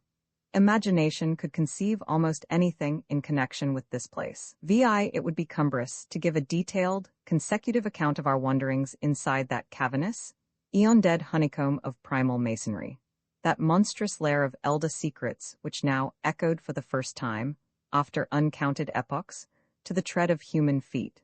This is especially true because so much of the horrible drama and revelation came from a mere study of the omnipresent mural carvings. Our flashlight photographs of those carvings will do much toward proving the truth of what we are now disclosing, and it is lamentable that we had not a larger film supply with us. As it was, we made crude notebook sketches of certain salient features after all our films were used up. The building which we had entered was one of great size and elaborateness, and gave us an impressive notion of the architecture of that nameless geologic past. The inner partitions were less massive than the outer walls, but on the lower levels were excellently preserved. Labyrinthine complexity, involving curiously irregular differences in floor levels, characterized the entire arrangement, and we should certainly have been lost at the very outset, but for the trail of torn paper left behind us. We decided to explore the more decrepit upper parts first of all, hence climbed aloft in the maze for a distance of some 100 feet to where the topmost tier of chambers yawned snowily and ruinously open to the polar sky.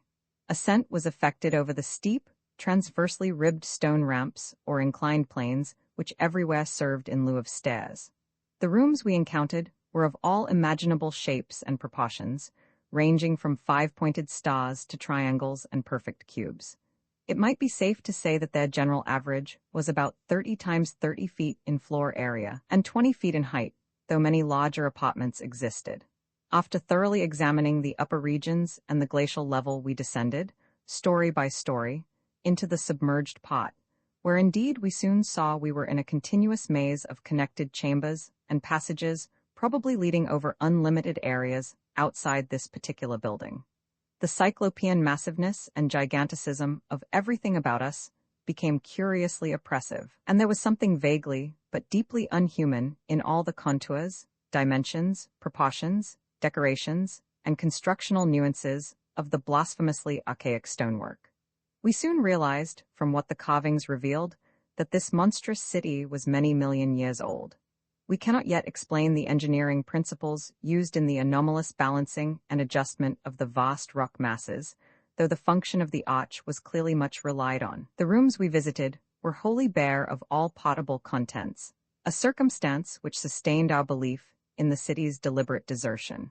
The prime decorative feature was the almost universal system of mural sculpture, which tended to run in continuous horizontal bands 3 feet wide and arranged from floor to ceiling in alternation with bands of equal width given over to geometrical arabesques. There were exceptions to this rule of arrangement, but its preponderance was overwhelming. Often, however, a series of smooth cartouches containing oddly patterned groups of dots would be sunk along one of the arabesque bands. The technique, we soon saw, was mature, accomplished, and aesthetically evolved to the highest degree of civilized mastery, though utterly alien in every detail to any known art tradition of the human race. In delicacy of execution, no sculpture I have ever seen could approach it. The minutest details of elaborate vegetation, or of animal life, were rendered with astonishing vividness despite the bold scale of the carvings, whilst the conventional designs were marvels of skillful intricacy. The arabesques displayed a profound use of mathematical principles, and were made up of obscurely symmetrical curves and angles based on the quantity of 5. The pictorial bands followed a highly formalized tradition and involved a peculiar treatment of perspective, but had an artistic force that moved us profoundly notwithstanding the intervening gulf of vast geologic periods. Their method of design hinged on a singular juxtaposition of the cross-section with the two-dimensional silhouette, and embodied an analytical psychology beyond that of any known race of antiquity. It is useless to try to compare this art with any represented in our museums. Those who see our photographs will probably find its closest analog in certain grotesque conceptions of the most daring futurists. The arabesque tracery consisted altogether of depressed lines, whose depth on unweathered walls varied from 1 to 2 inches.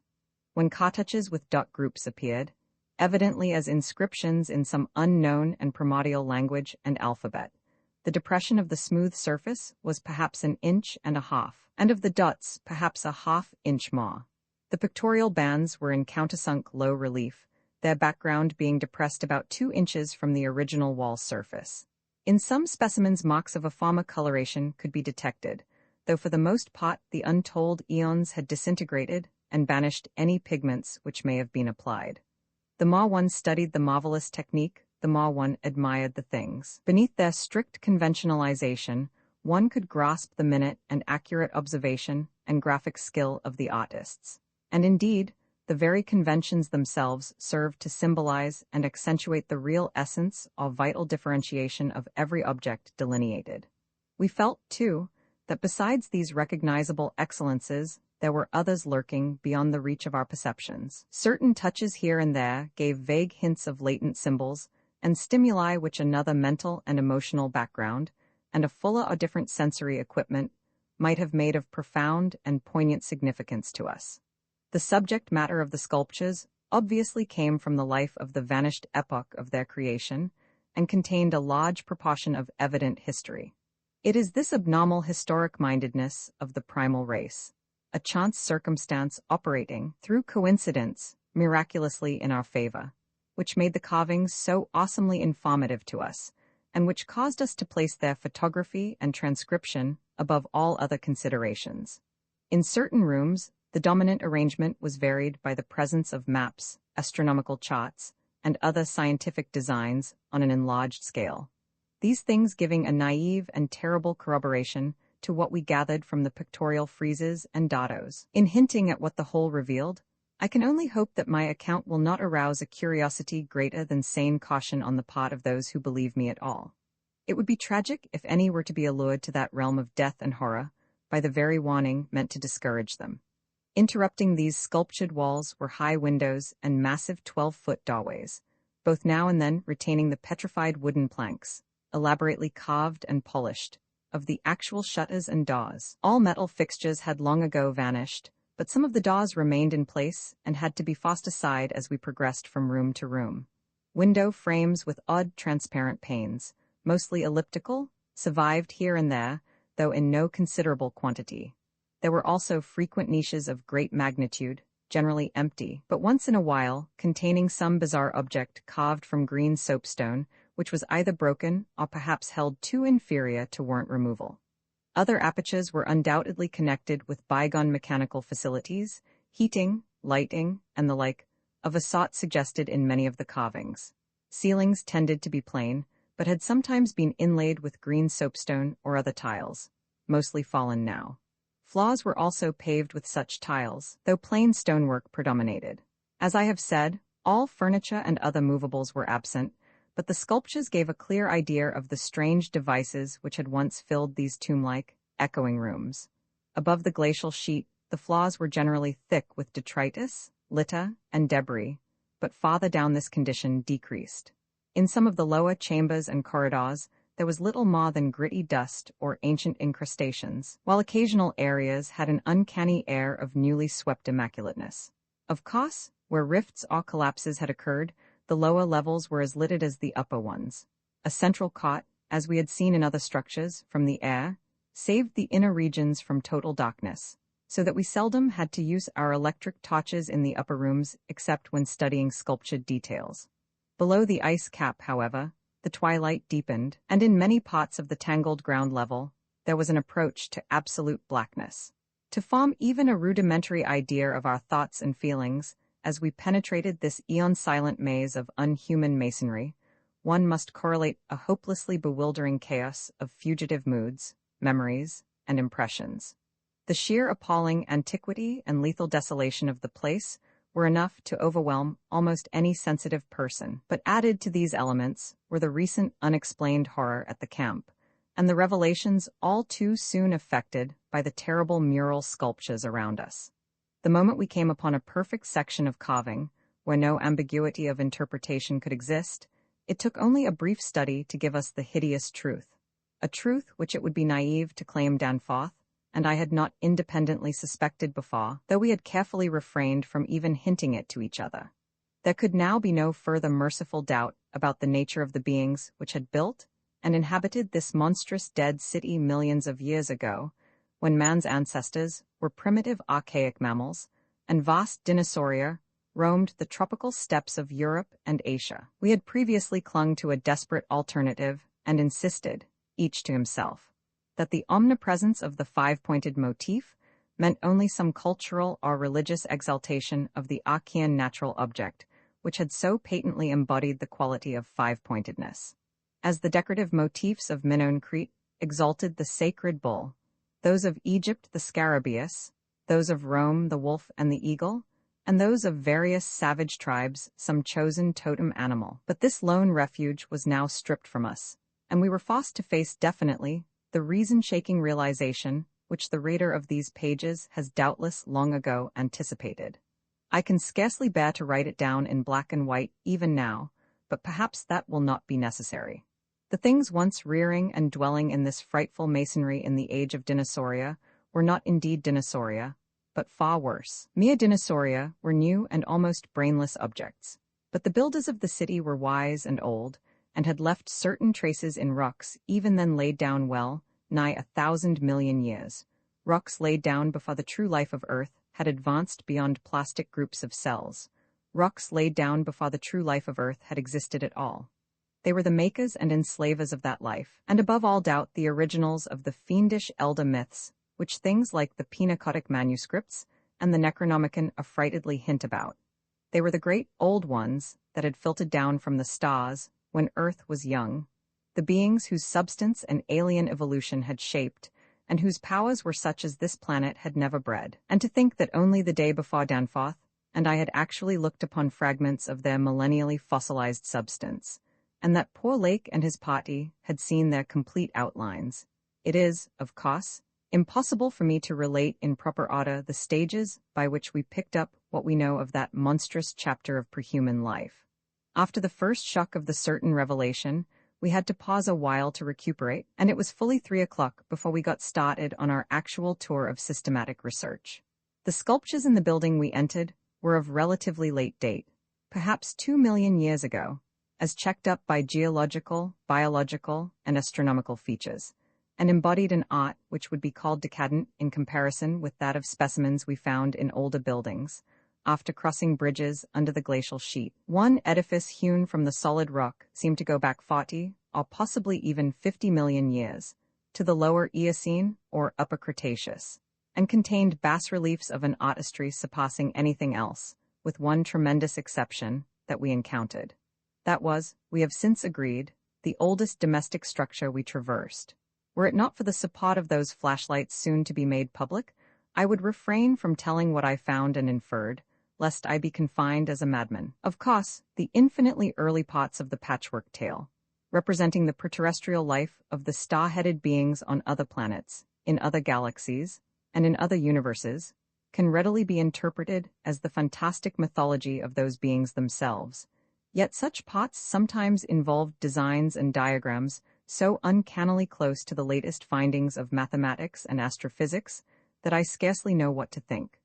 Let others judge when they see the photographs I shall publish. Naturally, no one set of carvings which we encountered told more than a fraction of any connected story, nor did we even begin to come upon the various stages of that story in their proper order. Some of the vast rooms were independent units so far as their designs were concerned, whilst in other cases, a continuous chronicle would be carried through a series of rooms and corridors. The best of the maps and diagrams were on the walls of a frightful abyss below even the ancient ground level, a cavern perhaps 200 feet square and 60 feet high, which had almost undoubtedly been an educational center of some sort. There were many provoking repetitions of the same material in different rooms and buildings, since certain chapters of experience and certain summaries or phases of racial history had evidently been favorites with different decorators or dwellers. Sometimes, though, variant versions of the same theme proved useful in settling debatable points and filling up gaps. I still wonder that we deduced so much in the short time at our disposal. Of course, we even now have only the barest outline, and much of that was obtained later on from a study of the photographs and sketches we made. It may be the effect of this latest study, the revived memories and vague impressions acting in conjunction with his general sensitiveness, and with that final supposed horror glimpse whose essence he will not reveal even to me, which has been the immediate source of Danforth's present breakdown. But it had to be, for we could not issue our warning intelligently without the fullest possible information, and the issuance of that warning is a prime necessity. Certain lingering influences in that unknown Antarctic world of disordered time and alien natural law make it imperative that further exploration be discouraged. Romans 7, the full story, so far as deciphered, will eventually appear in an official bulletin of Miskatonic University. Here I shall sketch only the salient highlights in a formless, rambling way. Myth or otherwise, the sculptures told of the coming of those star-headed things to the nascent, lifeless Earth out of cosmic space. Their coming, and the coming of many other alien entities, such as at certain times, embark upon spatial pioneering. They seemed able to traverse the interstellar ether on their vast membranous wings, thus oddly confirming some curious hill folklore long ago told me by an antiquarian colleague. They had lived under the sea a good deal, building fantastic cities and fighting terrific battles with nameless adversaries by means of intricate devices employing unknown principles of energy. Evidently, their scientific and mechanical knowledge far surpassed man's today, though they made use of its more widespread and elaborate forms only when obliged to. Some of the sculptures suggested that they had passed through a stage of mechanized life on other planets, but had receded upon finding its effects emotionally unsatisfying. Their preternatural toughness of organization and simplicity of natural wants made them peculiarly able to live on a high plane without the more specialized fruits of artificial manufacture, and even without garments, except for occasional protection against the elements. It was under the sea, at first for food and later for other purposes, that they first created Earth life, using available substances according to long-known methods. The more elaborate experiments came after the annihilation of various cosmic enemies.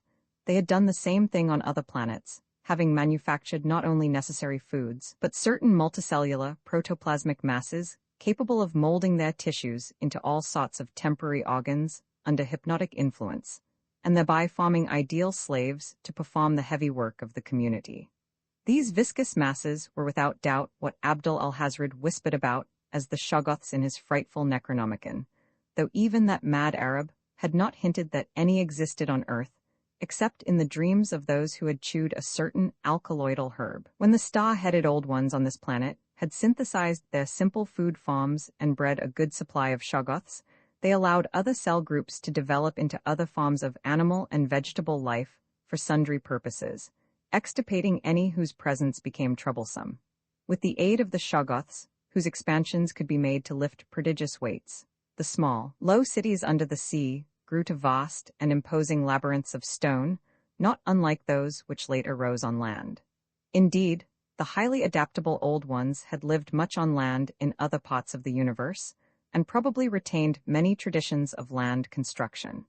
As we studied the architecture of all these sculptured Paleogean cities, including that whose eon-dead corridors we were even then traversing, we were impressed by a curious coincidence which we have not yet tried to explain, even to ourselves. The tops of the buildings, which in the actual city around us had, of course, been weathered into shapeless ruins ages ago, were clearly displayed in the bas-reliefs, and showed vast clusters of needle-like spires, delicate finials on certain cone and pyramid apexes, and tiers of thin, horizontal scalloped discs capping cylindrical shafts. This was exactly what we had seen in that monstrous and portentous mirage, cast by a dead city, whence such skyline features had been absent for thousands and tens of thousands of years, which loomed on our ignorant eyes across the unfathomed mountains of madness as we first approached poor Lake's ill-fated camp. Of the life of the old ones, both under the sea and after part of them migrated to land, volumes could be written. Those in shallow water had continued the fullest use of the eyes at the ends of their 5 main head tentacles, and had practiced the arts of sculpture and of writing in quite the usual way, the writing accomplished with a stylus on waterproof waxen surfaces. Those lower down in the ocean depths, though they used a curious phosphorescent organism to furnish light, pieced out their vision with obscure special senses operating through the prismatic cilia on their heads, senses which rendered all the old ones partly independent of light in emergencies.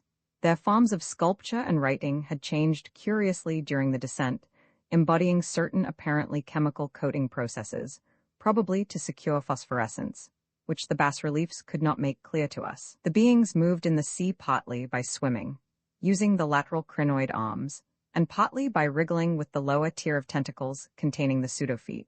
Occasionally, they accomplished long swoops with the auxiliary use of 2 or more sets of their fan-like folding wings. On land, they locally used the pseudofeet, but now and then flew to great heights or over long distances with their wings. The many slender tentacles into which the crinoid arms branched were infinitely delicate, flexible, strong, and accurate in musculonervous coordination, ensuring the utmost skill and dexterity in all artistic and other manual operations.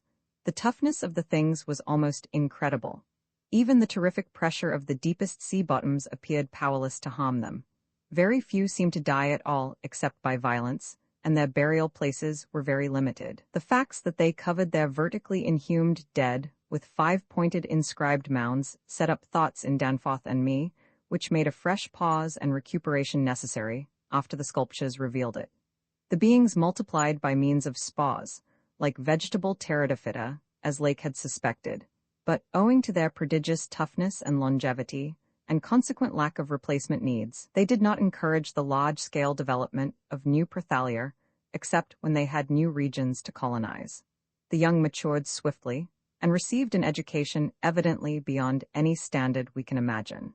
The prevailing intellectual and aesthetic life was highly evolved, and produced a tenaciously enduring set of customs and institutions, which I shall describe more fully in my coming monograph. These varied slightly according to sea or land residents, but had the same foundations and essentials.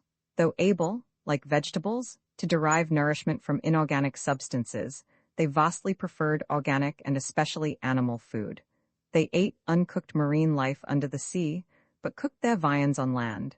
They hunted game and raised meat herds, slaughtering with sharp weapons whose odd marks on certain fossil bones our expedition had noted.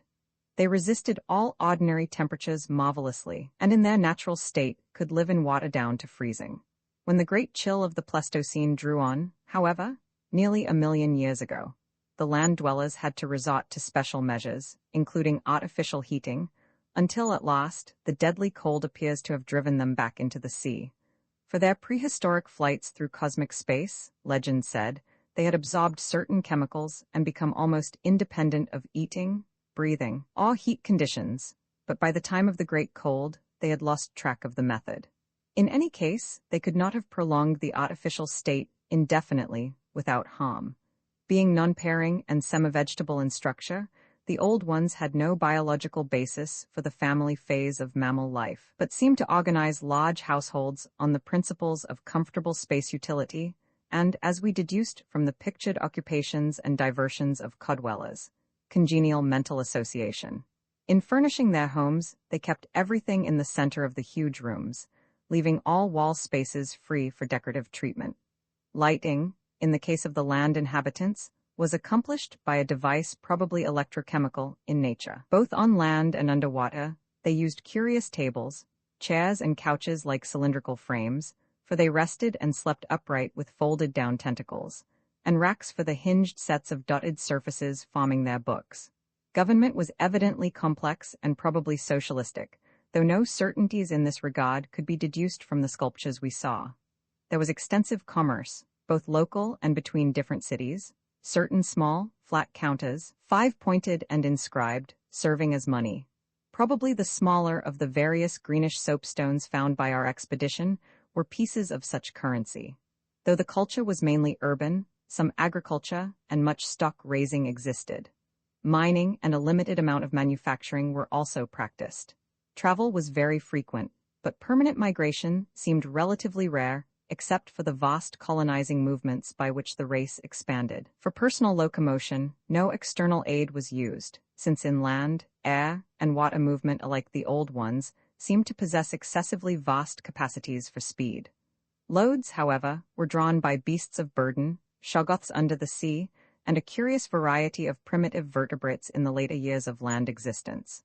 These vertebrates, as well as an infinity of other life forms, animal and vegetable, marine, terrestrial, and aerial, were the products of unguided evolution acting on life cells made by the old ones, but escaping beyond their radius of attention. They had been suffered to develop unchecked because they had not come in conflict with the dominant beings. Bothersome forms, of course, were mechanically exterminated. It interested us to see in some of the very last and most decadent sculptures a shambling, primitive mammal, used sometimes for food, and sometimes as an amusing buffoon by the land dwellers, whose vaguely simian and human foreshadowings were unmistakable. In the building of land cities, the huge stone blocks of the high towers were generally lifted by vast-winged pterodactyls of a species heretofore unknown to paleontology.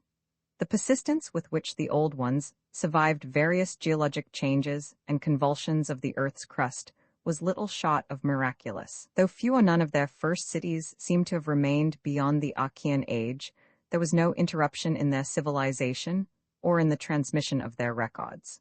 Their original place of advent to the planet was the Antarctic Ocean, and it is likely that they came not long after the matter forming the moon was wrenched from the neighboring South Pacific. According to one of the sculptured maps, the whole globe was then underwater, with stone cities scattered farther and farther from the Antarctic as eons passed. Another map shows a vast bulk of dry land around the South Pole, where it is evident that some of the beings made experimental settlements, though their main centers were transferred to the nearest sea bottom.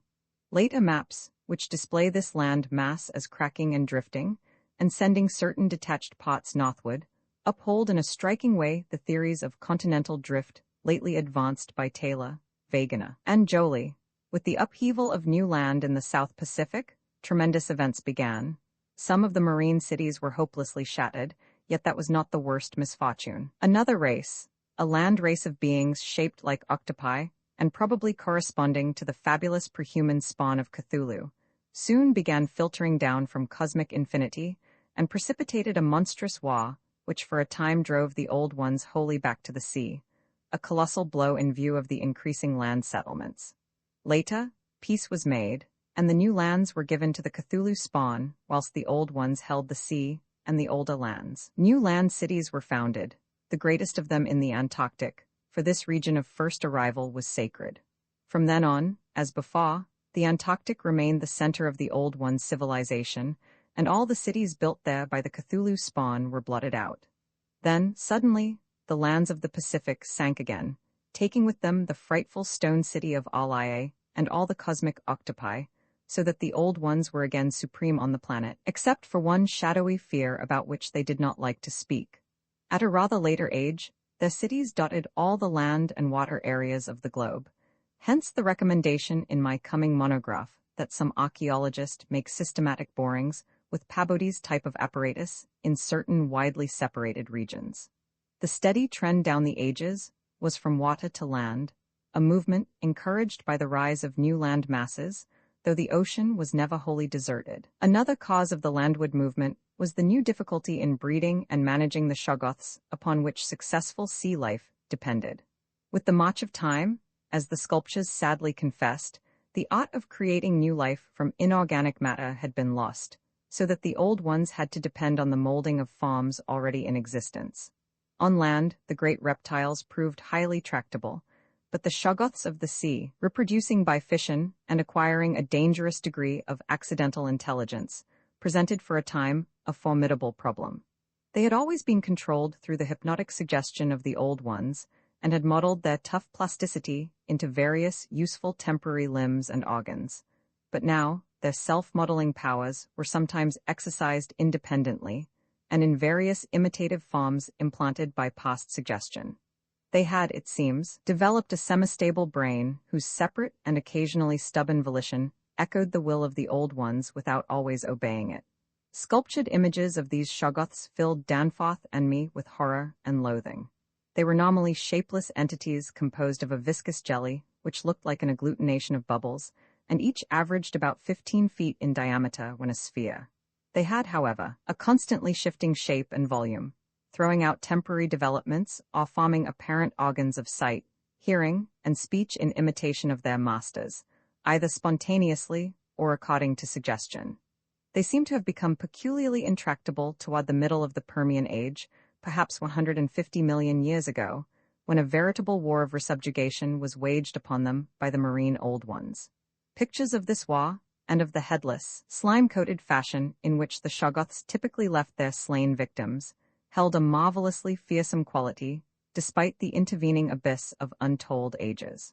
The old ones had used curious weapons of molecular disturbance against the rebel entities, and in the end had achieved a complete victory. Thereafter, the sculptures showed a period in which shoggoths were tamed and broken by armed old ones, as the wild hosses of the American West were tamed by cowboys. Though during the rebellion, the Shoggoths had shown an ability to live out of water, this transition was not encouraged, since their usefulness on land would hardly have been commensurate with the trouble of their management.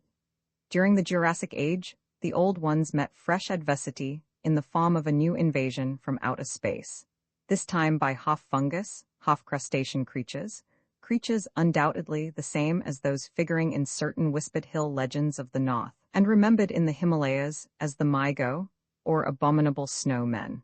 To fight these beings, the Old Ones attempted, for the first time since their Terran advent, to sally forth again into the planetary ether, but despite all traditional preparations, found it no longer possible to leave the Earth's atmosphere.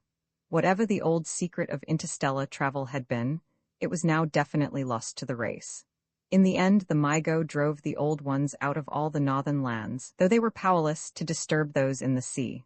Little by little, the slow retreat of the elder race to their original Antarctic habitat was beginning. It was curious to note from the pictured battles that both the Cthulhu spawn and the Maigo seem to have been composed of matter more widely different from that which we know than was the substance of the Old Ones. They were able to undergo transformations and reintegrations impossible for their adversaries, and seem therefore to have originally come from even remoter gulfs of cosmic space. The Old Ones, but for their abnormal toughness and peculiar vital properties, were strictly material, and must have had their absolute origin within the known spacetime continuum, whereas the first sources of the other beings can only be guessed at with bated breath. All this, of course, assuming that the non-terrestrial linkages and the anomalies ascribed to the invading foes are not pure mythology. Conceivably, the Old Ones might have invented a cosmic framework to account for their occasional defeats, since historical interest and pride obviously formed their chief psychological element. It is significant that their annals failed to mention many advanced and potent races of beings whose mighty cultures and towering ethics figure persistently in certain obscure legends. The changing state of the world through long geologic ages appeared with startling vividness in many of the sculptured maps and scenes. In certain cases, existing science will require revision, while in other cases, its bold deductions are magnificently confirmed. As I have said, the hypothesis of Taylor, Wegener, and Joly that all the continents are fragments of an original Antarctic land mass, which cracked from centrifugal force and drifted apart over a technically viscous lower surface. An hypothesis suggested by such things as the complementary outlines of Africa and South America, and the way the great mountain chains are rolled and shoved up, receives striking support from this uncanny source. Maps evidently showing the Carboniferous of 100 million or more years ago displayed significant rifts and chasms destined later to separate Africa from the once continuous realms of Europe.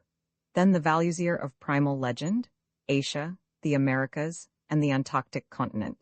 Other charts, and most significantly one in connection with the founding 50 million years ago of the vast dead city around us, showed all the present continents well differentiated. And in the latest discoverable specimen, dating perhaps from the Pliocene age, the approximate world of today appeared quite clearly despite the linkage of Alaska with Siberia, of North America with Europe through Greenland, and of South America with the Antarctic continent through Graham Land. In the Carboniferous map, the whole globe, ocean, floor, and rifted land, mass alike, bore symbols of the Old Ones' vast stone cities, but in the later charts, the gradual recession toward the Antarctic became very plain. The final Pliocene specimen showed no land cities except on the Antarctic continent and the tip of South America, nor any ocean cities north of the 50th parallel of south latitude. Knowledge and interest in the northern world, save for a study of coastlines, probably made during long exploration flights on those fan-like membranous wings, had evidently declined to zero among the Old Ones. Destruction of cities through the upthrust of mountains, the centrifugal rending of continents, the seismic convulsions of land or sea bottom, and other natural causes was a matter of common record, and it was curious to observe how fewer and fewer replacements were made as the ages wore on. The vast dead megalopolies that yawned around us seemed to be the lost general center of the race. Built early in the Cretaceous age, after a titanic earth buckling had obliterated a still vaster predecessor not far distant. It appeared that this general region was the most sacred spot of all, where reputedly the first old ones had settled on a primal sea bottom.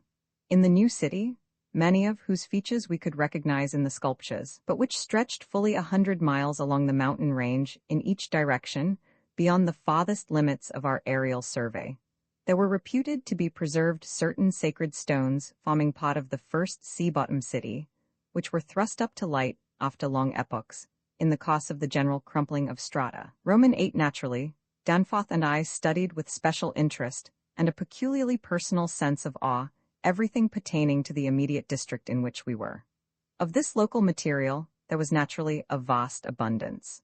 On the tangled ground level of the city, we were lucky enough to find a house of very late date, whose walls, though somewhat damaged by a neighboring rift, contained sculptures of decadent workmanship carrying the story of the region, much beyond the Pliocene map, whence we derived our last general glimpse of the prehuman world. This was the last place we examined in detail, since what we found there set upon us a fresh, immediate objective. Certainly, we were in one of the strangest, weirdest, and most terrible of all the corners of Earth's globe. Of all existing lands, it was infinitely the most ancient. The conviction grew upon us that this hideous upland must indeed be the fabled nightmare plateau of Leng, which even the mad author of the Necronomicon was reluctant to discuss. The great mountain chain was tremendously long, starting as a low range at Luitpold Land on the coast of Weddell Sea and virtually crossing the entire continent. The really high part stretched in a mighty arc from about latitude 82 degrees E, longitude 60 degrees to latitude 70 degrees, east longitude 115 degrees, with its concave side toward our camp and its seaward end in the region of that long, ice-locked coast, whose hills were glimpsed by Wilkes and Mawson at the Antarctic Circle. Yet even more monstrous exaggerations of nature seemed disturbingly close at hand. I have said that these peaks are higher than the Himalayas, but the sculptures forbid me to say that they are Earth's highest. That grim honor is beyond doubt reserved for something which half the sculptures hesitated to record at all, whilst others approached it with obvious repugnance and trepidation. It seems that there was one part of the ancient land, the first part that ever rose from the waters after the earth had flung off the moon and the old ones had seeped down from the stars, which had come to be shunned as vaguely and namelessly evil. Cities built there had crumbled before their time and had been found suddenly deserted. Then, when the first great earth buckling had convulsed the region in the Comanchean age, a frightful line of peaks had shot suddenly up amidst the most appalling din and chaos, and earth had received her loftiest and most terrible mountains. If the scale of the carvings was correct, these abhorred things must have been much over 40,000 feet high, radically vaster than even the shocking mountains of madness we had crossed. They extended, it appeared, from about latitude 77 degrees E, longitude 70 degrees to latitude 70 degrees E, longitude 100 degrees, less than 300 miles away from the dead city, so that we would have spied their dreaded summits in the dim western distance had it not been for that vague, opalescent haze. The northern end must likewise be visible from the long Antarctic Circle coastline at Queen Mary Land. Some of the old ones, in the decadent days, had made strange prayers to those mountains, but none ever went near them or dared to guess what lay beyond. No human eye had ever seen them, and as I studied the emotions conveyed in the carvings, I prayed that none ever might. There are protecting hills along the coast beyond them, Queen Mary and Kaiser Wilhelm lands, and I thank heaven no one has been able to land and climb those hills. I am not as skeptical about old tales and fears as I used to be, and I do not laugh now at the prehuman sculptor's notion that lightning paused meaningfully now and then at each of the brooding crests, and that an unexplained glow shone from one of those terrible pinnacles all through the long polar night. There may be a very real and very monstrous meaning in the old Pinacotic whispers about Kadath in the cold waste. But the terrain close at hand was hardly less strange, even if less namelessly accursed. Soon after the founding of the city, the great mountain range became the seat of the principal temples, and many carvings showed what grotesque and fantastic towers had pierced the sky, where now we saw only the curiously clinging cubes and ramparts. In the course of ages, the caves had appeared, and had been shaped into adjuncts of the temples. With the advance of still later epochs, all the limestone veins of the region were hollowed out by ground waters, so that the mountains, the foothills, and the plains below them were a veritable network of connected caverns and galleries. Many graphic sculptures told of explorations deep underground and of the final discovery of the Stygian sunless sea that lurked at Earth's bowels. This vast nighted gulf had undoubtedly been worn by the great river, which flowed down from the nameless and horrible Westwood Mountains, and which had formerly turned at the base of the Old Ones Range, and flowed beside that chain into the Indian Ocean between Bud and Totten lands on Wilkes's coastline. Little by little, it had eaten away the limestone hill base at its turning, till at last its sapping currents reached the caverns of the groundwaters and joined with them in digging a deeper abyss. Finally, its whole bulk emptied into the hollow hills and left the old bed toward the ocean dry. Much of the latest city, as we now found it, had been built over that former bed. The old ones, understanding what had happened, and exercising their always keen artistic sense, had carved into ornate pylons those headlands of the foothills where the great stream began its descent into eternal darkness. This river, once crossed by scores of noble stone bridges, was plainly the one whose extinct course we had seen in our aeroplane survey. Its position in different carvings of the city helped us to orient ourselves to the scene as it had been at various stages of the region's age-long, eon-dead history, so that we were able to sketch a hasty but careful map of the salient features, squares, important buildings, and the like, for guidance in further explorations. We could soon reconstruct in fancy the whole stupendous thing as it was 1,000,000 or 10,000,000 or 50,000,000 years ago, for the sculptures told us exactly what the buildings and mountains and squares and suburbs and landscape setting and luxuriant tertiary vegetation had looked like. It must have had a marvelous and mystic beauty, and as I thought of it, I almost forgot the clammy sense of sinister oppression with which the city's inhuman age and massiveness and deadness and remoteness and glacial twilight had choked and weighed on my spirit. Yet, according to certain carvings, the denizens of that city had themselves known the clutch of oppressive terror, for there was a sombre and recurrent type of scene in which the old ones were shown in the act of recoiling affrightedly from some object, never allowed to appear in the design, found in the great river, and indicated as having been washed down through waving, vine-draped cycad forests from those horrible Westwood Mountains. It was only in the one late-built house, with the decadent carvings, that we obtained any foreshadowing of the final calamity leading to the city's desertion. Undoubtedly, there must have been many sculptures of the same age elsewhere, even allowing for the slackened energies and aspirations of a stressful and uncertain period. Indeed, very certain evidence of the existence of others came to us shortly afterward. But this was the first and only set we directly encountered. We meant to look farther later on, but as I have said, immediate conditions dictated another present objective. There would, though, have been a limit, for after all hope of a long future occupancy of the place had perished among the old ones, there could not but have been a complete cessation of mural decoration. The ultimate blow, of course, was the coming of the great cold which once held most of the earth in thrall, and which has never departed from the ill-fated poles. The great cold that, at the world's other extremity, put an end to the fabled lands of Loma and Hyperborea. Just when this tendency began in the Antarctic, it would be hard to say in terms of exact years. Nowadays, we set the beginning of the general glacial periods at a distance of about 500,000 years from the present, but at the poles, the terrible scourge must have commenced much earlier.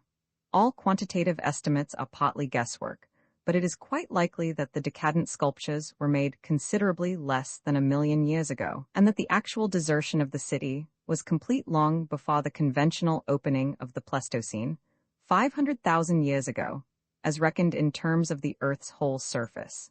In the decadent sculptures there were signs of thinner vegetation everywhere, and of a decreased country life on the part of the old ones. Heating devices were shown in the houses, and winter travelers were represented as muffled in protective fabrics. Then we saw a series of cartouches, the continuous band arrangement being frequently interrupted in these late carvings, depicting a constantly growing migration to the nearest refuges of greater warmth, some fleeing to cities under the sea off the faraway coast, and some clambering down through networks of limestone caverns in the hollow hills to the neighboring black abyss of subterranean waters. In the end, it seems to have been the neighboring abyss which received the greatest colonization. This was partly due, no doubt, to the traditional sacredness of this special region, but may have been more conclusively determined by the opportunities it gave for continuing the use of the great temples on the honeycombed mountains, and for retaining the vast land city as a place of summer residence and base of communication with various minds. The linkage of old and new abodes was made more effective by means of several gradings and improvements along the connecting routes, including the chiseling of numerous direct tunnels from the ancient metropolis to the Black Abyss, sharply downpointing tunnels whose mouths we carefully drew, according to our most thoughtful estimates, on the guide map we were compiling. It was obvious that at least 2 of these tunnels lay within a reasonable exploring distance of where we were, both being on the mountainwood edge of the city, one less than 1/4 of a mile toward the ancient river Kos, and the other perhaps twice that distance in the opposite direction. The abyss, it seems, had shelving shores of dry land at certain places, but the old ones built their new city underwater, no doubt because of its greater certainty of uniform warmth. The depth of the hidden sea appears to have been very great, so that the Earth's internal heat could ensure its habitability for an indefinite period. The beings seem to have had no trouble in adapting themselves to part-time, and eventually, of course, whole-time, residence underwater, since they had never allowed their gill systems to atrophy.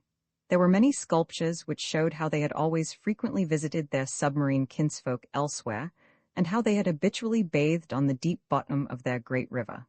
The darkness of inner Earth could likewise have been no deterrent to a race accustomed to long Antarctic nights. Decadent though their style undoubtedly was, these latest carvings had a truly epic quality, where they told of the building of the new city in the cavern sea.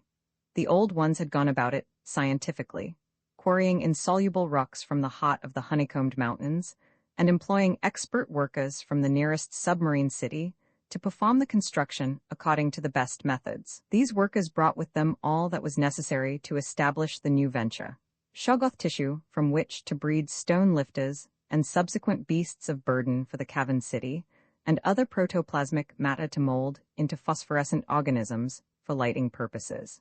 At last, a mighty metropolis rose on the bottom of that Stygian sea, its architecture much like that of the city above, and its workmanship displaying relatively little decadence because of the precise mathematical element inherent in building operations. The newly bred Shoggoths grew to enormous size and singular intelligence, and were represented as taking and executing orders with marvelous quickness. They seemed to converse with the old ones by mimicking their voices, a sort of musical piping over a wide range, if poor Lake's dissection had indicated aright, and to work more from spoken commands than from hypnotic suggestions as in earlier times. They were, however, kept in admirable control. The phosphorescent organisms supplied light with vast effectiveness, and doubtless atoned for the loss of the familiar polar auroras of the outer world night. Art and decoration were pursued, though, of course, with a certain decadence. The old ones seemed to realize this falling off themselves, and in many cases anticipated the policy of Constantine the Great by transplanting especially fine blocks of ancient carving from their land city, just as the emperor, in a similar age of decline, stripped Greece and Asia of their finest art to give his new Byzantine capital greater splendors than its own people could create. That the transfer of sculptured blocks had not been more extensive was doubtless owing to the fact that the land city was not at first wholly abandoned. By the time total abandonment did occur, and it surely must have occurred before the Polar Pleistocene was far advanced, the old ones had perhaps become satisfied with their decadent art, or had ceased to recognize the superior merit of the older carvings. At any rate, the eon-silent ruins around us had certainly undergone no wholesale sculptural denudation, though all the best separate statues, like other movables, had been taken away. The decadent cartouches and dados telling this story were, as I have said, the latest we could find in our limited search. They left us with a picture of the old ones shuttling back and forth betwixt the land city in summer and the sea cavern city in winter, and sometimes trading with the sea-bottom cities off the Antarctic coast. By this time, the ultimate doom of the land city must have been recognized, for the sculptures showed many signs of the cold's malign encroachments. Vegetation was declining, and the terrible snows of the winter no longer melted completely even in midsummer. The saurian livestock were nearly all dead, and the mammals were standing it none too well. To keep on with the work of the upper world, it had become necessary to adapt some of the amorphous and curiously cold-resistant shoggoths to land life, a thing the old ones had formerly been reluctant to do. The great river was now lifeless, and the upper sea had lost most of its denizens except the seals and whales. All the birds had flown away, save only the great, grotesque penguins. What had happened afterward we could only guess. How long had the new sea cavern city survived? Was it still down there, a stony corpse in eternal blackness? Had the subterranean waters frozen at last?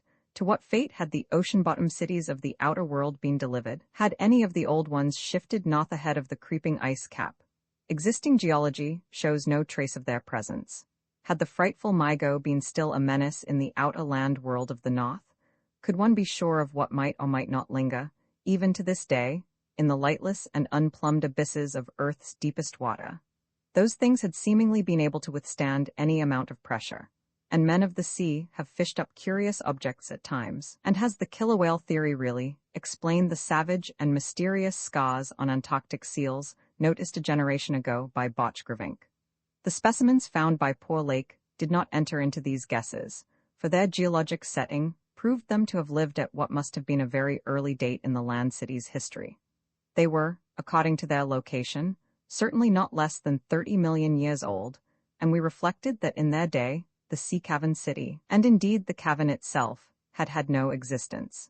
They would have remembered an older scene, with lush tertiary vegetation everywhere, a younger land city of flourishing arts around them, and a great river sweeping northward along the base of the mighty mountains toward a faraway tropic ocean. And yet we could not help thinking about these specimens, especially about the 8 perfect ones that were missing from Lake's hideously ravaged camp. There was something abnormal about that whole business. The strange things we had tried so hard to lay to somebody's madness, those frightful graves, the amount and nature of the missing material, Jedney, the unearthly toughness of those archaic monstrosities, and the queer vital freaks the sculptures now showed the race to have. Danforth and I had seen a good deal in the last few hours, and were prepared to believe and keep silent about many appalling and incredible secrets of primal nature. Roman 9 I have said that our study of the decadent sculptures brought about a change in our immediate objective. This, of course, had to do with the chiseled avenues to the black inner world, of whose existence we had not known before, but which we were now eager to find and traverse. From the evident scale of the carvings, we deduced that a steeply descending walk of about a mile through either of the neighboring tunnels would bring us to the brink of the dizzy, sunless cliffs about the great abyss, down whose side paths, improved by the old ones, led to the rocky shore of the hidden and nighted ocean. To behold this fabulous gulf in stark reality was a lure which seemed impossible of resistance once we knew of the thing, yet we realized we must begin the quest at once if we expected to include it in our present trip. It was now 8 p.m., and we had not enough battery replacements to let our torches burn on forever. We had done so much of our studying and copying below the glacial level that our battery supply had had at least 5 hours of nearly continuous use, and despite the special dry cell formula, would obviously be good for only about 4 more, though by keeping one torch unused, except for especially interesting or difficult places, we might manage to eke out a safe margin beyond that. It would not do to be without a light in these cyclopean catacombs. Hence, in order to make the abyss trip, we must give up all further mural deciphering. Of course, we intended to revisit the place for days and perhaps weeks of intensive study and photography, curiosity having long ago gotten the better of horror. But just now, we must hasten. Our supply of trailblazing paper was far from unlimited, and we were reluctant to sacrifice spare notebooks or sketching paper to augment it, but we did let one large notebook go. If worst came to worst, we could resort to rock chipping. And of course, it would be possible, even in case of really lost direction, to work up to full daylight by one channel or another, if granted sufficient time for plentiful trial and error. So, at last, we set off eagerly in the indicated direction of the nearest tunnel. According to the carvings from which we had made our map, the desired tunnel mouth could not be much more than 1/4 of a mile from where we stood, the intervening space showing solid-looking buildings quite likely to be penetrable still at a subglacial level. The opening itself would be in the basement, on the angle nearest the foothills, of a vast 5-pointed structure of evidently public and perhaps ceremonial nature, which we tried to identify from our aerial survey of the ruins. No such structure came to our minds as we recalled our flight. Hence we concluded that its upper parts had been greatly damaged, or that it had been totally shattered in an ice rift we had noticed. In the latter case, the tunnel would probably turn out to be choked, so that we would have to try the next nearest one, the one less than a mile to the north. The intervening river course prevented our trying any of the more southern tunnels on this trip, and indeed, if both of the neighboring ones were choked, it was doubtful whether our batteries would warrant an attempt on the next northerly one, about a mile beyond our second choice, as we threaded our dim way through the labyrinth with the aid of map and compass, traversing rooms and corridors in every stage of ruin or preservation, clambering up ramps, crossing up floors and bridges, and clambering down again, encountering choked doorways and piles of debris, hastening now and then along finely preserved and uncannily immaculate stretches, taking false leads and retracing our way, in such cases removing the blind paper trail we had left, and once in a while striking the bottom of an open shaft through which daylight poured or trickled down. We were repeatedly tantalized by the sculptured walls along our route. We had wormed our way very close to the computed site of the tunnel's mouth, having crossed a second-story bridge to what seemed plainly the tip of a pointed wall, and descended to a ruinous corridor, especially rich in decadently elaborate and apparently ritualistic sculptures of late workmanship. When, about 8:30 p.m., Danforth's keen young nostrils gave us the first hint of something unusual. If we had had a dog with us, I supposed we would have been warned before. At first, we could not precisely say what was wrong with the formerly crystal-pure air, but after a few seconds, our memories reacted only too definitely. Let me try to state the thing without flinching. There was an odor, and that odor was vaguely, subtly, and unmistakably akin to what had nauseated us upon opening the insane grave of the horror poor lake had dissected. Of course, the revelation was not as clearly cut at the time as it sounds now. There were several conceivable explanations, and we did a good deal of indecisive whispering. Most important of all, we did not retreat without further investigation, for having come this far, we were loath to be balked by anything short of certain disaster. Anyway, what we must have suspected was altogether too wild to believe. Such things did not happen in any normal world. It was probably sheer irrational instinct which made us dim our single torch, tempted no longer by the decadent and sinister sculptures that leered menacingly from the oppressive walls, and which softened our progress to a cautious tiptoeing and crawling over the increasingly littered floor and heaps of debris. Danforth's eyes as well as nose proved better than mine, for it was likewise he who first noticed the queer aspect of the debris after we had passed many half-choked arches leading to chambers and corridors on the ground level. It did not look quite as it ought after countless thousands of years of desertion, and when we cautiously turned on more light, we saw that a kind of swath seemed to have been lately trekked through it. The irregular nature of the latter precluded any definite marks, but in the smoother places there were suggestions of the dragging of heavy objects. Once we thought there was a hint of parallel tracks, as if of runners. This was what made us pause again. It was during that pause that we caught, simultaneously this time, the other odor ahead. Paradoxically, it was both a less frightful and a more frightful odor, less frightful intrinsically, but infinitely appalling in this place under the known circumstances, unless, of course, Jedney, for the odor was the plain and familiar one of common petrol, everyday gasoline. Our motivation after that is something I will leave to psychologists. We knew now that some terrible extension of the camp horrors must have crawled into this nighted burial place of the eons, hence could not doubt any longer the existence of nameless conditions, present or at least recent, just ahead. Yet in the end, we did let sheer burning curiosity, or anxiety, or auto-hypnotism, or vague thoughts of responsibility toward Jedney, of what not, drive us on. Danforth whispered again of the print he thought he had seen at the alley turning in the ruins above, and of the faint musical piping, potentially of tremendous significance in the light of Lake's dissection report, despite its close resemblance to the cave-mouth echoes of the windy peaks, which he thought he had shortly afterward half-heard from unknown depths below. I, in my turn, whispered of how the camp was left, of what had disappeared, and of how the madness of a lone survivor might have conceived the inconceivable, a wild trip across the monstrous mountains and a descent into the unknown, primal masonry. But we could not convince each other, or even ourselves, of anything definite. We had turned off all light as we stood still, and vaguely noticed that a trace of deeply filtered upper daylight kept the blackness from being absolute. Having automatically begun to move ahead, we guided ourselves by occasional flashes from our torch. The disturbed debris formed an impression we could not shake off, and the smell of gasoline grew stronger.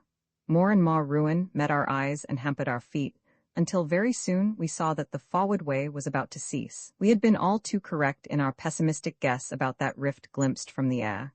Our tunnel quest was a blind one, and we were not even going to be able to reach the basement out of which the abysswood aperture opened.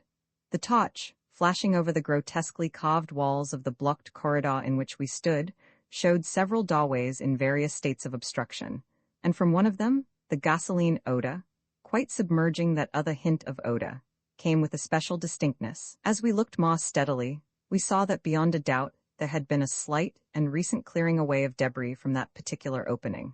Whatever the lurking horror might be, we believed the direct avenue toward it was now plainly manifest. I do not think anyone will wonder that we waited an appreciable time before making any further motion. And yet, when we did venture inside that black arch, our first impression was one of anticlimax. For amidst the lidded expanse of that sculptured crypt, a perfect cube with sides of about 20 feet, there remained no recent object of instantly discernible size, so that we looked instinctively, though in vain, for a farther doorway. In another moment, however, Danforth's sharp vision had discovered a place where the floor debris had been disturbed. We turned on both torches full strength. Though what we saw in that light was actually simple and trifling, I am none the less reluctant to tell of it because of what it implied. It was a rough leveling of the debris, upon which several small objects lay carelessly scattered, and at one corner of which a considerable amount of gasoline must have been spilled lately enough to leave a strong odor even at this extreme superplateau altitude. In other words, it could not be other than a sort of camp, a camp made by questing beings who, like us, had been turned back by the unexpectedly choked way to the abyss. Let me be plain. The scattered objects were, so far as substance was concerned, all from Lake's camp, and consisted of tin cans as queerly opened as those we had seen at that ravaged place, many spent matches, 3 illustrated books more or less curiously smudged, an empty ink bottle with its pictorial and instructional cotton, a broken fountain pen, some oddly snipped fragments of fur and tent cloth, a used electric battery with circular of directions, a folder that came with our type of tent heater, and a sprinkling of crumpled papers. It was all bad enough, but when we smoothed out the papers and looked at what was on them, we felt we had come to the worst. We had found certain inexplicably blotted papers at the camp which might have prepared us, yet the effect of the sight, down there in the prehuman vaults of a nightmare city, was almost too much to bear. A mad Jedney might have made the groups of dots in imitation of those found on the greenish soapstones, just as the dots on those insane 5-pointed grave mounds might have been made, and he might conceivably have prepared rough, hasty sketches, varying in their accuracy, or lack of it, which outlined the neighboring parts of the city and traced the way from a circularly represented place outside our previous route, a place we identified as a great cylindrical tower in the carvings and as a vast circular gulf glimpsed in our aerial survey, to the present 5-pointed structure and the tunnel mouth therein. He might, I repeat, have prepared such sketches, for those before us were quite obviously compiled, as our own had been, from late sculptures somewhere in the glacial labyrinth, though not from the ones which we had seen and used. But what this art-blind bungler could never have done was to execute those sketches in a strange and assured technique, perhaps superior, despite haste and carelessness, to any of the decadent carvings from which they were taken, the characteristic and unmistakable technique of the old ones themselves, in the dead city's heyday. There are those who will say Danforth and I were utterly mad not to flee for our lives after that, since our conclusions were now, notwithstanding their wildness, completely fixed, and of a nature I need not even mention to those who have read my account as far as this. Perhaps we were mad, for have I not said those horrible peaks were mountains of madness? But I think I can detect something of the same spirit, albeit in a less extreme form, in the men who stalk deadly beasts through African jungles to photograph them or study their habits. Half paralyzed with terror though we were, there was nevertheless fanned within us a blazing flame of awe and curiosity which triumphed in the end. Of course, we did not mean to face that, or those, which we knew had been there, but we felt that they must be gone by now. They would by this time have found the other neighboring entrance to the abyss, and have passed within, to whatever night-black fragments of the past might await them in the ultimate gulf they had never seen.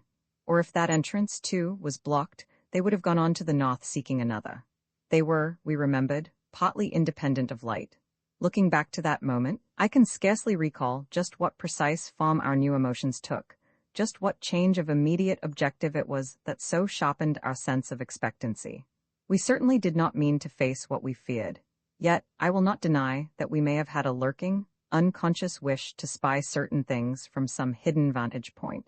Probably we had not given up our zeal to glimpse the abyss itself, though there was interposed a new goal in the form of that great circular place shown on the crumpled sketches we had found.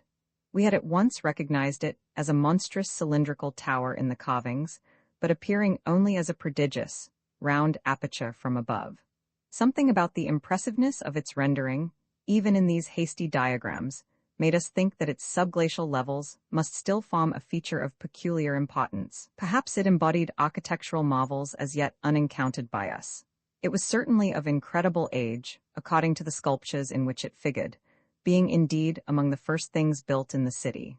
Its carvings, if preserved, could not but be highly significant.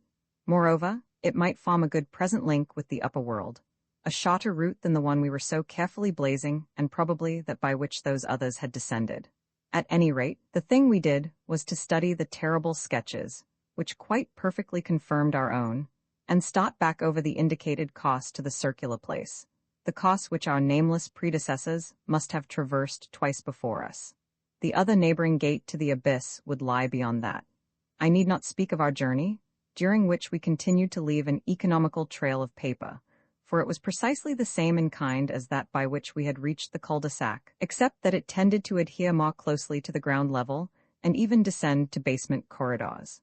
Every now and then, we could trace certain disturbing marks in the debris or litter underfoot, and after we had passed outside the radius of the gasoline scent, we were again faintly conscious, spasmodically, of that more hideous and more persistent scent. After the way had branched from our former course, we sometimes gave the rays of our single torch a furtive sweep along the walls, noting in almost every case the well-nigh omnipresent sculptures, which indeed seemed to have formed a main aesthetic outlet for the old ones. About 9:30 p.m., while traversing a vaulted corridor whose increasingly glaciated floor seemed somewhat below the ground level and whose roof grew lower as we advanced, we began to see strong daylight ahead and were able to turn off our torch. It appeared that we were coming to the vast, circular place, and that our distance from the upper air could not be very great. The corridor ended in an arch, surprisingly low for these megalithic ruins, but we could see much through it even before we emerged. Beyond, there stretched a prodigious round space, fully 200 feet in diameter, strewn with debris and containing many choked archways corresponding to the one we were about to cross. The walls were inavailable spaces, boldly sculptured into a spiral band of heroic proportions, and displayed, despite the destructive weathering caused by the openness of the spot, an artistic splendor far beyond anything we had encountered before. The lidded floor was quite heavily glaciated, and we fancied that the true bottom lay at a considerably lower depth. But the salient object of the place was the titanic stone ramp which, eluding the archways by a sharp turn outward into the open floor, wound spirally up the stupendous cylindrical wall, like an inside counterpart of those once climbing outside the monstrous towers or ziggurats of antique Babylon. Only the rapidity of our flight, and the perspective which confounded the descent with the tower's inner wall, had prevented our noticing this feature from the air, and thus caused us to seek another avenue to the subglacial level. Pabodie might have been able to tell what sort of engineering held it in place, but Danforth and I could merely admire and marvel. We could see mighty stone cobbles and pillars here and there, but what we saw seemed inadequate to the function performed. The thing was excellently preserved up to the present top of the tower, a highly remarkable circumstance in view of its exposure, and its shelter had done much to protect the bizarre and disturbing cosmic sculptures on the walls. As we stepped out into the awesome half-daylight of this monstrous cylinder bottom, 50 million years old, and without doubt the most primally ancient structure ever to meet our eyes, we saw that the ramp-traversed sides stretched dizzily up to a height of fully 60 feet. This, we recalled from our aerial survey, meant an outside glaciation of some 40 feet. Since the yawning gulf we had seen from the plain had been at the top of an approximately 20-foot mound of crumbled masonry, somewhat sheltered for 3/4 of its circumference by the massive curving walls of a line of higher ruins. According to the sculptures, the original tower had stood in the center of an immense circular plaza and had been perhaps 500 or 600 feet high, with tiers of horizontal discs near the top and a row of needle-like spires along the upper rim. Most of the masonry had obviously toppled outward rather than inward, a fortunate happening, since otherwise the ramp might have been shattered and the whole interior choked. As it was, the ramp showed sad battering, whilst the choking was such that all the archways seemed to have been half cleared. It took us only a moment to conclude that this was indeed the route by which those others had descended, and that this would be the logical route for our own ascent, despite the long trail of paper we had left elsewhere. The tower's mouth was no farther from the foothills and our waiting plain than was the great terraced building we had entered, and any further subglacial exploration we might make on this trip would lie in this general region. Oddly, we were still thinking about possible later trips, even after all we had seen and guessed. Then, as we picked our way cautiously over the debris of the great flaw, there came a sight which for the time excluded all other matters. It was the neatly huddled array of 3 sledges in that farther angle of the ramp's lower and outward projecting course, which had hitherto been screened from our view. There they were, the 3 sledges missing from Lake's camp, shaken by a hard usage which must have included forcible dragging along great reaches of snowless masonry and debris, as well as much hand pottage over utterly unnavigable places. They were carefully and intelligently packed and strapped, and contained things memorably familiar enough: the gasoline stove, fuel cans, instrument cases, provision tins, tarpaulins obviously bulging with books, and some bulging with less obvious contents, everything derived from Lake's equipment. After what we had found in that other room, we were in a measure prepared for this encounter. The really great shock came when we stepped over and undid one tarpaulin, whose outlines had peculiarly disquieted us. It seems that others as well as Lake had been interested in collecting typical specimens, for there were 2 here, both stiffly frozen, perfectly preserved, patched with adhesive plaster where some wounds around the neck had occurred, and wrapped with care to prevent further damage. They were the bodies of young Jedney and the missing dog.